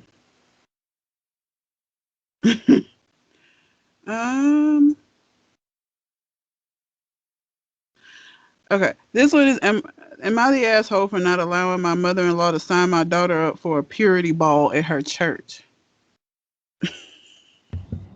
Fucking purity ball. The hell Purity is that? balls, purity rings, that shit is dumb. I guess pledging your purity at like a ball with a day. I don't fucking know. Sounds stupid. It sounds counterproductive to call it purity balls. Like, because purity is trying to avoid sex, right? Yes. And balls involve sex, right? If you mean that kind of ball, then yes, Yeah, man. They need to testicles. call it something else. They need to call it a purity dance or some shit. Purity ball just don't come off right to me. But whatever.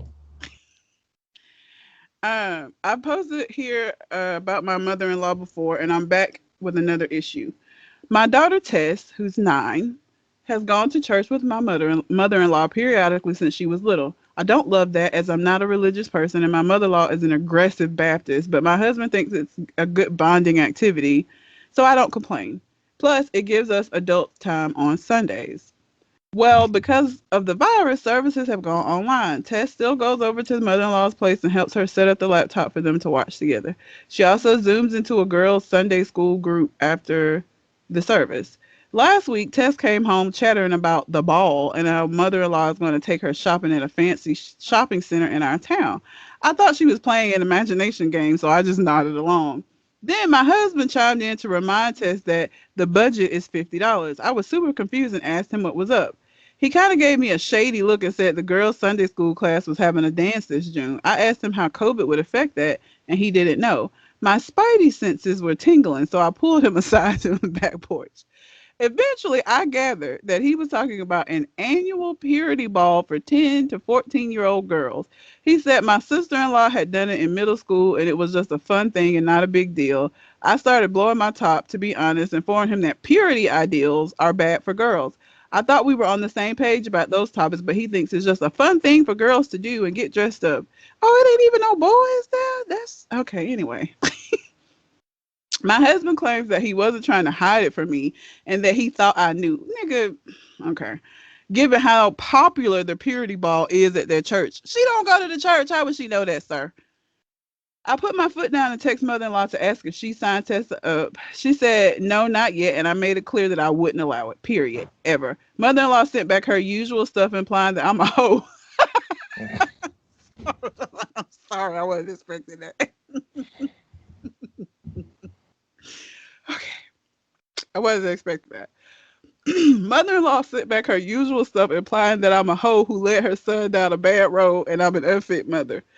I'm not the asshole for forbidding the purity ball. The only reason I could be the asshole is I unilaterally decided against my husband's input, and I think Tess will be disappointed.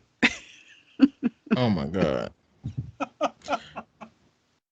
There's several issues. I mean, one of the issues is that you sprung this bullshit up on folks that ain't have no interest in it. And another one is that you believe that a purity ball is worth something. And then downplaying it like it's just a fun place thing where people gather to have fun and dress up. Well, get that motherfucker some cosplay. Fucking photo shoot.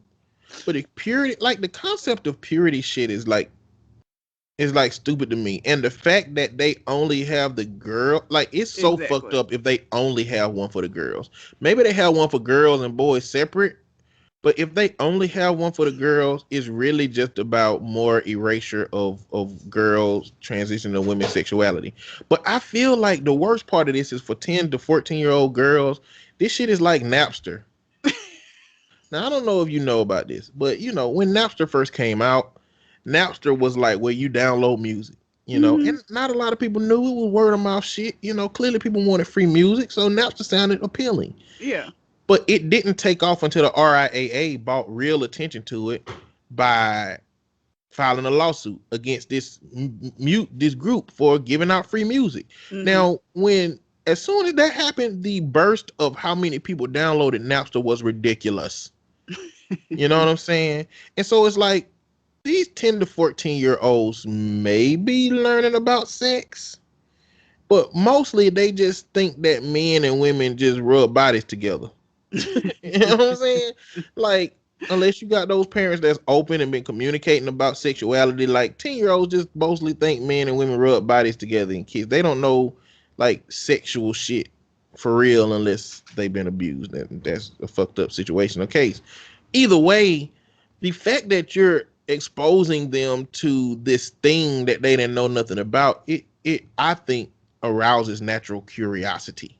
Yeah, it has the opposite effect. Yeah, you know, and so it's like that purity shit just don't make sense to me. And then you asking somebody to promise shit, just like with therapy. I don't believe suicide contracts do shit. No. I don't even know why people use suicide contracts. I think that suicide contracts are a liability-based measure. Oh, that's to cover the is that 100% to cover the ass of the agency or the therapist? Like, if you have a client that is suicidal and you say, hey, sign this contract, and this contract says that you will not kill yourself. Why the fuck do they give a fuck about a contract existing if they thinking about not being here? Who give a fuck about that? Motherfucker don't be standing out at the edge of a pier with a goddamn pistol in their hand on the edge of the bridge saying, man, I can't stand life, but I signed that contract. Don't nobody do that shit. A person who is suffering don't give a fuck about all of this stuff. They don't. If they wouldn't say, what about my mama? If they wouldn't say, what about my family and friends? If they wouldn't say, what about my responsibilities? What about my future children? If they wouldn't say that shit, they ain't finna say, what about this contract though? You know? And so I think purity shit feels like that. It feels like making somebody sign something that ain't gonna matter. Because when they find out that rubbing bodies and kissing make other parts of your body feel good, they're gonna be like, what is that? And then, you know, if they fuck around and discover masturbation, then it's over. The thing about, especially like purity rings, because I had this conversation with a client of mine, like a parent of a client of mine before. People fuck folks with whole wedding rings on. They go through a whole ceremony and you really think that asking this child who's only doing this because you requested it of them, that this ring, they gonna look down at it and not fuck that boy? That's not how that works. It's not. I don't know why you think that this ring is gonna do something magical, but it's not. You need to have an honest conversation with your kid and have an open dialogue so that you can make sure that they making good decisions. But just having them wear a fucking ring and sign a piece, that's the stupidest shit I've ever seen. That don't work anywhere else in life. Why would you think it's gonna work with a hormonal teenager when you got adults that get married that don't give a fuck about no ring on their finger? What is that? What are you talking about? And don't worry about a purity ring. Just terrify them, make them afraid of boys. Hey, baby, boys ain't shit. They always gonna try to take stuff from you. They steal from you. They smell stinking. They armpits and stuff, man. Don't be messing with no boys. They be tripping, girl. Just come home and hang out with pops. You're about 18. You ain't got a purity ring. It shouldn't work. It's stupid. It's something that makes the parents feel better. It makes them feel like they don't have to do no parenting. Like, you cannot. It's talking about sex with your kids uncomfortable. Yes, I'm sure it is. I've talked to I don't have any kids, but I've talked to other people's kids about sex. It's not comfortable. Okay, not fun. It's not enjoyable. However, what's also not enjoyable, I would imagine, is becoming a grandmother or a grandfather at an early age. Or having the youngest child with herpes.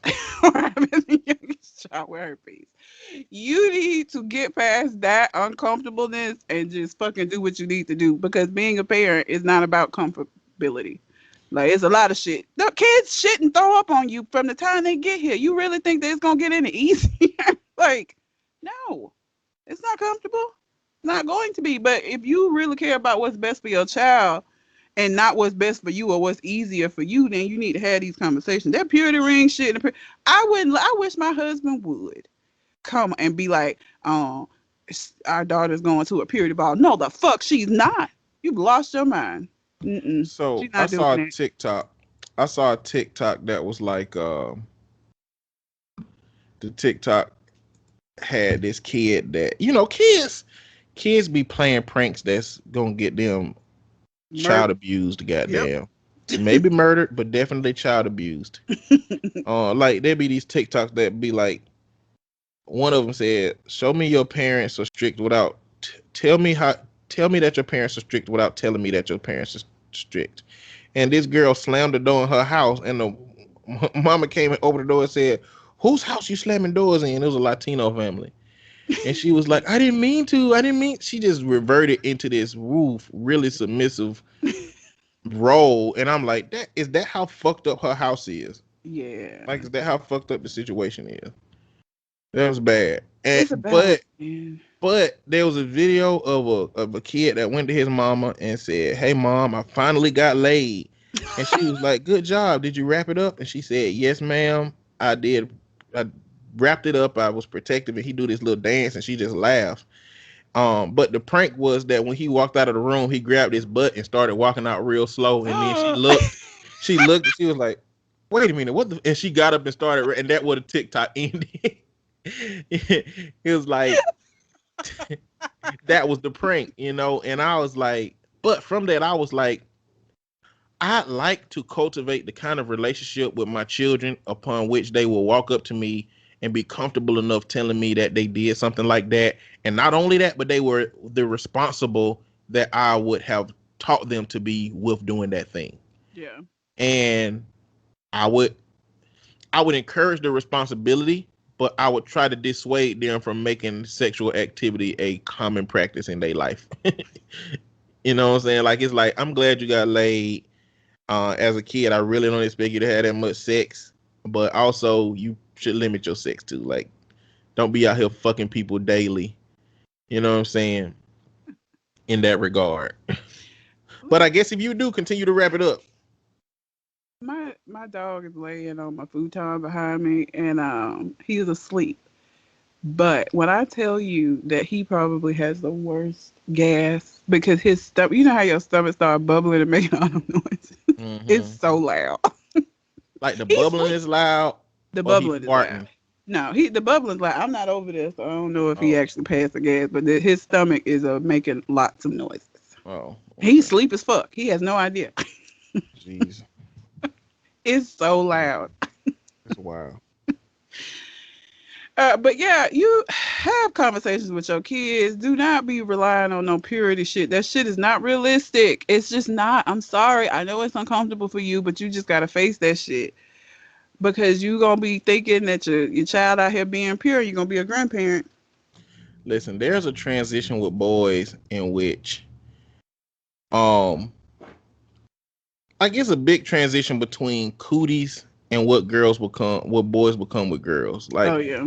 Like once cooties in, I don't know if y'all motherfuckers remember Chippendale's Rescue Ranger. Chippendale, yeah. Rescue Ranger, Chippendale, when there's danger. No one never fails once they're involved. I could keep going, but I'm gonna stop. Because the point I'm trying to make is that you remember when Monterey Jack used to get around cheese? Oh yeah. His mustache will twist up on the ends, and his eyes will fucking turn into some fucking days, and he just going after that cheese. Gotta have the cheese. Between cooties, after cooties end, that's what happens. It's no subtle transition. It's girls got cooties to, oh my God, what does she smell like? She smells amazing. Oh man. And that's probably about the same time that they figure out what porn is, and then they be like, I'm trying to figure out what's happening with you. So that purity shit, like you it don't matter what you in front of Monterey Jack. If you put some cheese in front of him, it don't matter. His mama was right there in front of him. He gonna trample her ass for that cheese. Yeah. And that purity rings his mama in this situation. Okay, the boys is Monterey Jack, and the girls is cheese. Okay, and that's just how it goes. So.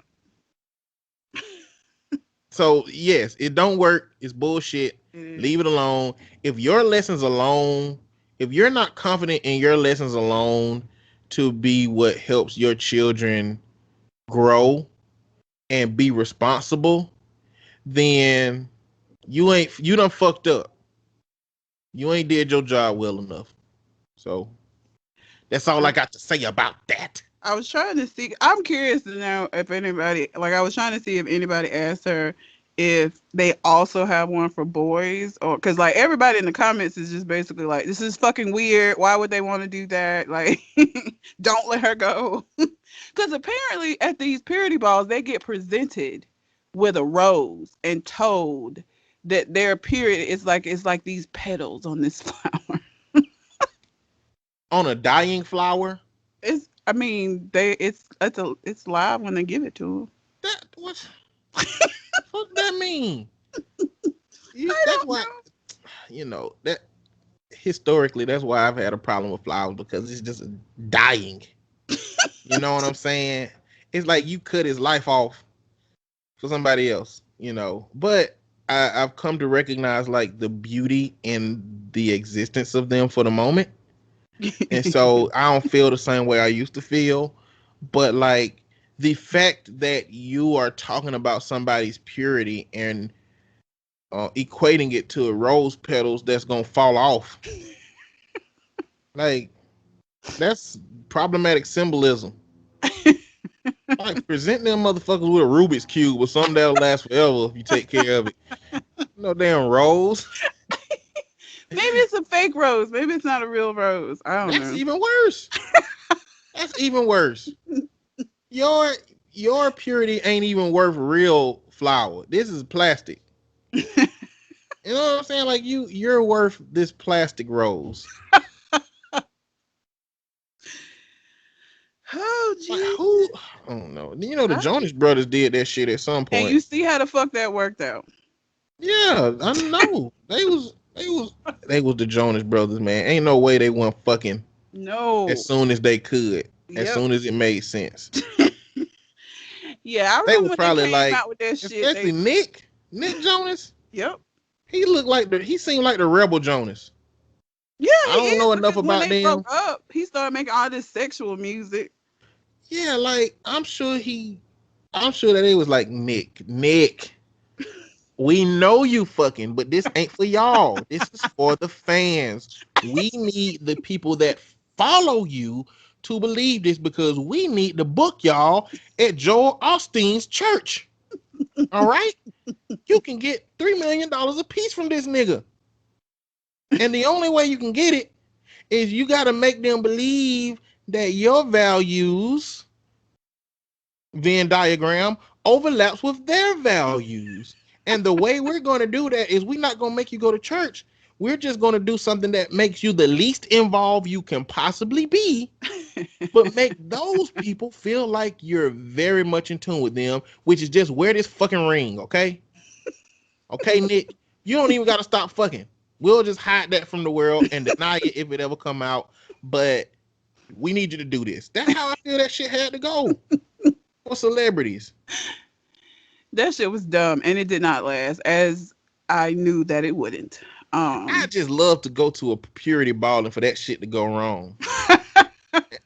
For somebody to present a rose to an 11-year-old and they be like, what about, is it okay for Uncle John? Oh, Jesus. No. Like, that sounds bad, man. I wouldn't want that to happen. I wouldn't want to wish that. But we know that if you got a whole room full of fucking women or girls at a purity ball, a percentage of them has had some sexual abuse from their family members. I mean, that's just the fucked up ass bitch ass reality that we got. Yeah, that's statistics. You know what I'm saying? So it's like the concept of purity don't even take into consideration that somebody between the ages of 10 and 14 might have already experienced some trauma. So how diminishing and invalidating and minimizing must it be for a person who had an experience that was against their will to be in a room where the people are assuming that you haven't been touched? Yeah. That shit is fucked up to me. The whole thing is problematic. It's fucked up. I have another one. This one is, would I be the asshole? Would I be the asshole if I didn't go to my brother's wedding? You know what I mean? This one could go either way. It just depends on the reasoning. Because I feel like there's some valid reasons for not going, huh? You grown. You can do what you want to do. You don't want to go to your brother's wedding, don't do it. She's 28 and her brother 31. Okay. My brother is getting married later this year. He has informed me that he does not want to invite my partner. Oh, okay. So the sister is a lesbian. So her partner is a 27-year-old female. Oh, nigga, I wouldn't go there. She can't come, I can't come. Fuck the brother already.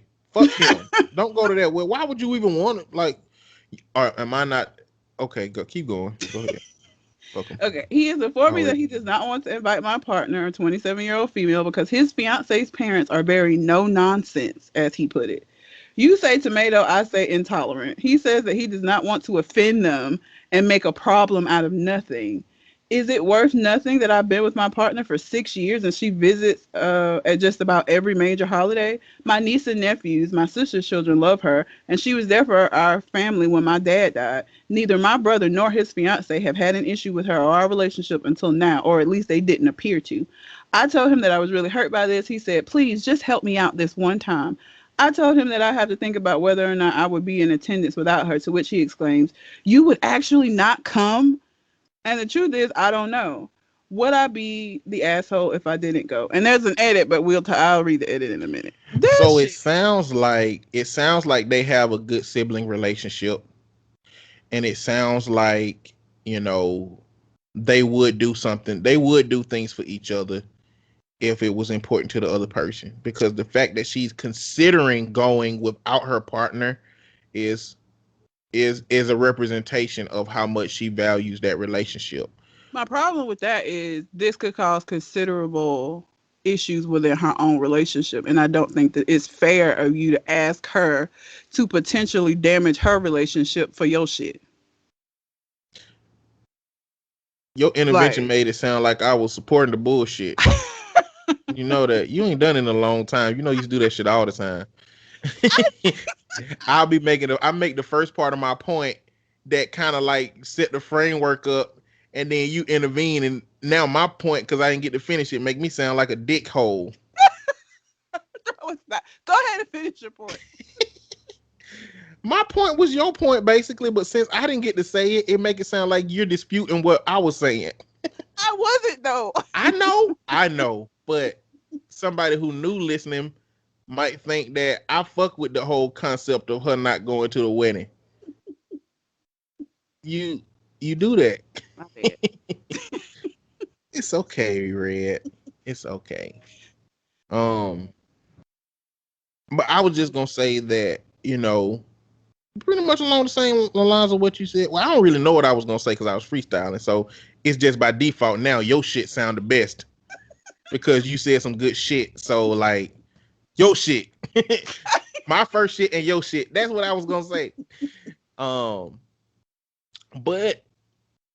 having that kind of relationship, like everybody got to have their own boundaries. Yeah. You know what I'm saying? Like my brother knows some of my boundaries. You know, and if her brother knew if her brother knew her boundaries, then this wouldn't even be a question. You know, how much can you really love somebody if you tell them to cut off a part of their life to be a part of something that I value? And it's been her part of her life for 6 years. This ain't a new girl that she just met. Okay, this woman has been with her for 6 years. That's a serious ass relationship. You can't. And where does it end? Okay, she can't come to the wedding, but like when we start having mixed family events, can she not come if your parents gonna be there at all? If your wife's parents are gonna be there, then she just can't fucking come at all? Like, yeah, it's a slippery slope. Like, where does that end? And it's crazy because what am I trying to say? I just don't understand why you would go to such lengths to cater to intolerant people. Yeah. You know, like, are her parents so rigid that they need to believe that the person that she married is not only a conservative person, but has an entire conservative family? Like, we're not willing to accept that your husband's sister does things that we don't agree with. Like, she ain't coming into y'all's life. Nope. He's coming into y'all's life. If they can't judge the merits of him alone and have to do it on, you getting yourself into a fucking problematic family, bro. You getting yourself into a problematic family, and this is just the beginning of it. And if just you asking this, you have created a dynamic for your wife to be that is problematic, because now she gonna ask you all kinds of shit to cater to her parents, and she know that you are willing to do it, because if you willing to tell your sister that, then she know that you're willing to do a lot. And the mere fact that you can't conceptualize that your sister would not come to her wedding is just like this that has the undertone of an ultimatum. You're not giving a direct ultimatum, but like the fact that you are leveraging your relationship with her to try to force her into guilt for not wanting to come to your wedding because she can't bring her girlfriend, that's fuck shit. And you don't even deserve to have your sister at your fucking wedding. Let me read. Matter of fact, somebody should stand up at your wedding naked and tell the pastor why you shouldn't be married. Does anybody? What do they say? If anybody has any cause or reason that these two should not get married, speak now or forever hold your peace. Somebody should just walk in with a big meat swinging and just be like, "My first love." They should do that shit they did on A Different World, where the motherfucker ran in at the end and was like, "Hey, Whitney," and she just walked out with the motherfucker. Yep, she did. That was the most disrespectful shit that ever happened on TV. Like, this was the only time you could have did this. He could have did this shit the day before the wedding. He could have did this shit a number of times. If he knew she would come with him, she didn't have to wait to that. Left Papa Pope standing at the damn altar. I don't know if y'all watch Scandal, but the Papa Olivia's daddy from that was the man that she was gonna marry in that situation. This is the edit. I talked to my partner last night. A lot of similar sentiments from the comments echoed in our conversation. I also spoke to our older sister, who's 33, this morning. She is furious, and I don't know if it's just if this just righteous anger talking, and said that she's going to talk to him because if he goes through with it, then she and her family would not be there either. But if my brother does find it in himself to stand up to his in-laws, based on our conversation, I'm 98% sure we would go. So now you done fucked up because now other people in the family mad. So now your other sister may not come. See now he, instead of making this public, he done thought he can have a little private conversation with his sister where everybody was gonna be like, cause now look at it. Look at how this was gonna look. He was gonna have a private conversation with his sister about not being able to bring her partner to the wedding, and her partner wasn't gonna show up to the wedding, and her whole family who liked this partner was gonna be asking her why she ain't here. Like she been supporting everything else, why she not at the wedding? And then they were gonna have to say, well, brother said that she can't come, and that's gonna fuck your wedding day up, bro. That was going to fuck your wedding day up. So you are lucky that your sister took this to your family, because now your older sister get to put this ultimatum on your motherfucking ass from your garbage ass ultimatum that you put out there. This is how karma works. That's how karma works. Karma, sometimes karma is slow, it's a slow drip, but sometimes it's like getting slapped the shit out of immediately when you do some dumb shit that you didn't expect. Like karma, you gotta be careful with that shit. Yeah, older sister's like, I'm not, because they like her. She's been at family functions. She's been a part of the family for 6 years. How are you now? Because your wife, and not even your wife, you saying your wife's, her parents are intolerant. They could just sit their ass down. They ain't got to go over there and talk to her. There is no reason for them to even really communicate with her anyway. So they just stay where they on their side and just hush. Like, asking your sister to not come is definitely not okay. And I'm glad that the older sister is taking a stand with her and saying that's fucked up. And so now we're not coming if her partner can't come. They're like, I'm not sharing a building with the gays. We're not sharing a building with the gays. If the gays come, then we do not approve of this union. Like, how dare your husband accept a lesbian sister? This is problematic. That's bullshit. That's bullshit. Yeah, and everybody in the comments is basically saying, that okay, you're not the asshole. Your brother is an asshole by proxy. Yes. His fiance is a direct asshole, and his parents are the true and pure assholes. Her parents are the true and pure assholes. That's the hierarchy of asshole in this system right now. Like, that shit is not okay. You don't, especially, it's one thing if he had an issue. Like, if he was somebody that's intolerant, whatever, okay, you that might be expected. But you've been around this woman and her partner for 6 years without a fucking problem. Your wife has been around. Like, everybody been cool up until this point. That's not okay. You can't do that and expect that person to just be okay with it. Like, how is that supposed to make the partner feel? Like, that's fucked up. And again, this is your sister's partner. If your new in-laws don't want to interact with your sister and her partner, that can 100% happen, because there's really no reason for them to interact anyway. Like, at a wedding, they probably wouldn't even talk to them, like, even without this going on. So, like, what the fuck?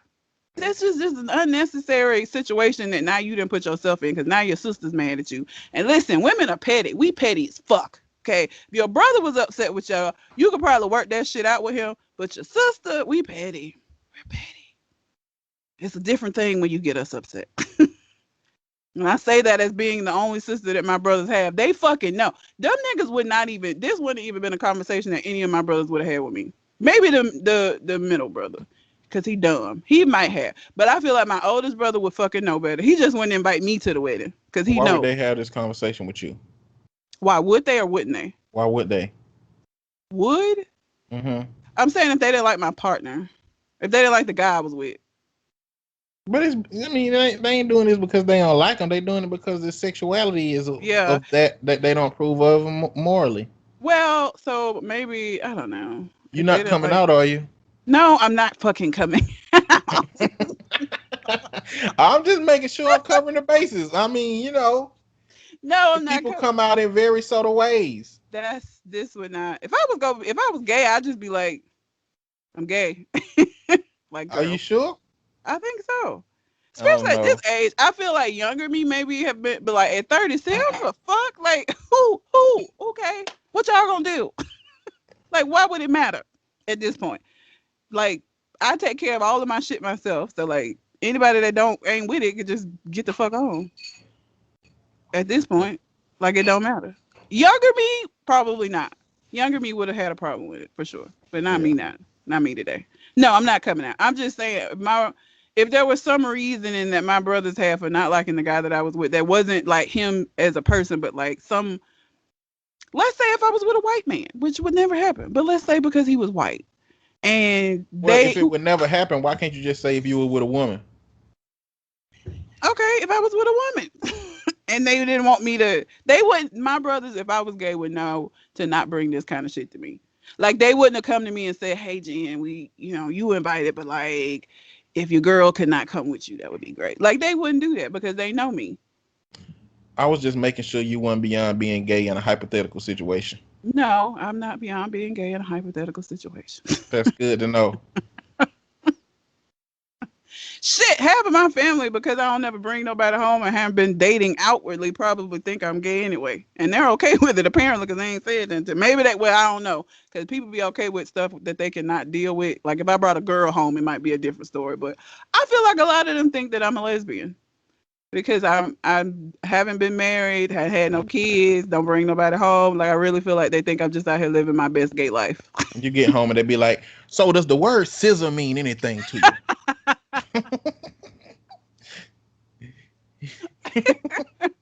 Oh, I'm just checking. I don't know. Maybe have something to do with your lifestyle. Like, I feel like a lot of them probably do think that. Whenever I do bring home, like, whenever I get into, like, a serious relationship and bring somebody home, I feel like everybody's going to be so happy to see that nigga. Like, they just going to be like, woo! But see, it's so fucked up that you got to frame it that way. They're going to be like, woo, because the concept, the idea of you being gay yes, is so deeply problematic with your family that, like, they just would be relieved if you brought a man home. That's fucked up. And it's fucked up that a lot of families exist in this dynamic. My family is very Southern Baptist for the most part. And I mean, my mom's a Methodist, but like, that's around the same shit, same thing. And yeah, so. We will tolerate infidelity, but we draw the line at scissoring. I can't stand you. Oh, Jesus. We draw a line at men spooning men. You know what? I don't think we have two big spoons. I don't think we have anybody that's outwardly gay in my immediate family. I don't think we do. We got some people that I suspect to being gay that, again, because they ain't brought nobody home, don't nobody really deal with it. But we don't have anybody that like is outwardly gay that has had partners, that kind of shit. Like I don't think on either side, my mom or my dad's side. Probably got some men in your family that want to be pegged, or probably get pegged on a regular. I don't know. It's possible. I got a cousin that I'm positive, I really think that he's gay, which is fine. And I think that when his parents die, he's gonna come out. I think that his mom has already died. I feel like when his daddy died, he's gonna be out here living his best gay life. Do you think that he's engaging with men now? Yes. Just under the cover? Yes. Yeah, because it's been years. It's been years. Like, he ain't not seeing no. My family thinks because they don't see people. You know what I'm saying? But, like, I've been dating, obviously. I just don't bring everybody around because, one, my family's fucking crazy. And two, it's just why am I bringing you around if you ain't going to be around? Like, it's no point. Yeah. It's just, for what? But, yeah, I think he is. I think he just ain't bringing them around, but. Yeah, I feel like his mom is the one that died. My dad's sister that died that I didn't go to the funeral. Yeah. Because she was a bitch. I said this when it happened. When people die, folks feel like you can only speak good of them. But if there wasn't anything good about them, I'm supposed to lie because they died? Everybody died. We all gonna die. I'm not gonna make up shit. If you were a terrible person, you were just a terrible person. You should have been better. I don't agree with that. I don't agree with that whole don't speak ill of the dead. If they was fucking ill and terrible people, then they just what it is. They should have been better. Like, why should I have to sit up here and pretend like she was a good person when she wasn't? She was terrible. She was terrible to the people around her, to her husband, to her children. She was an awful person, period. And I don't feel like I should have to pretend like that wasn't true because she died. The fuck? I was thinking the other day, and it's this book that set of books that I used to read by this author. I said What Arthur. is with you and speaking Author. today? I don't know, man. I'm trying. That other earlier mistake I made was because these two weird words was next to each other. That's what happened to that shit. But like the author's name was actually brilliant, and he basically created these things called pot shots. They was all in our psychology books. They was like these little sentences that's under 17 words that had some kind of profound psychological meaning or some shit to it. Mm-hmm. And one of them said, what right do other people have to remember things about me that I've chosen to forget myself? And so it's like, man, it's people who remember shit about me that I really don't care that people know. You know Yeah. what I'm saying? Just because they were there. Like one of my homeboys, he is really embarrassed about this. But like every year, they used to sneak into the school and they used to dress up the courtyard and throw Mm-hmm. toilet paper and all kinds of stuff. And they climbed up to go across the roof, and he fell through the roof. And he embarrassed about it because he had a pretty serious concussion. Oh shit. And so joking about it and shit is like not his flavor, but we joke about it. You know what I'm saying? And so that's one of them things where it's like, damn, like I can't get away from this dumb shit because y'all remember. And that's one of them things where it's fucked up that other people remember that shit and expect you to kind of like adhere to the idea that they don't give a fuck about you knowing about it or remembering it.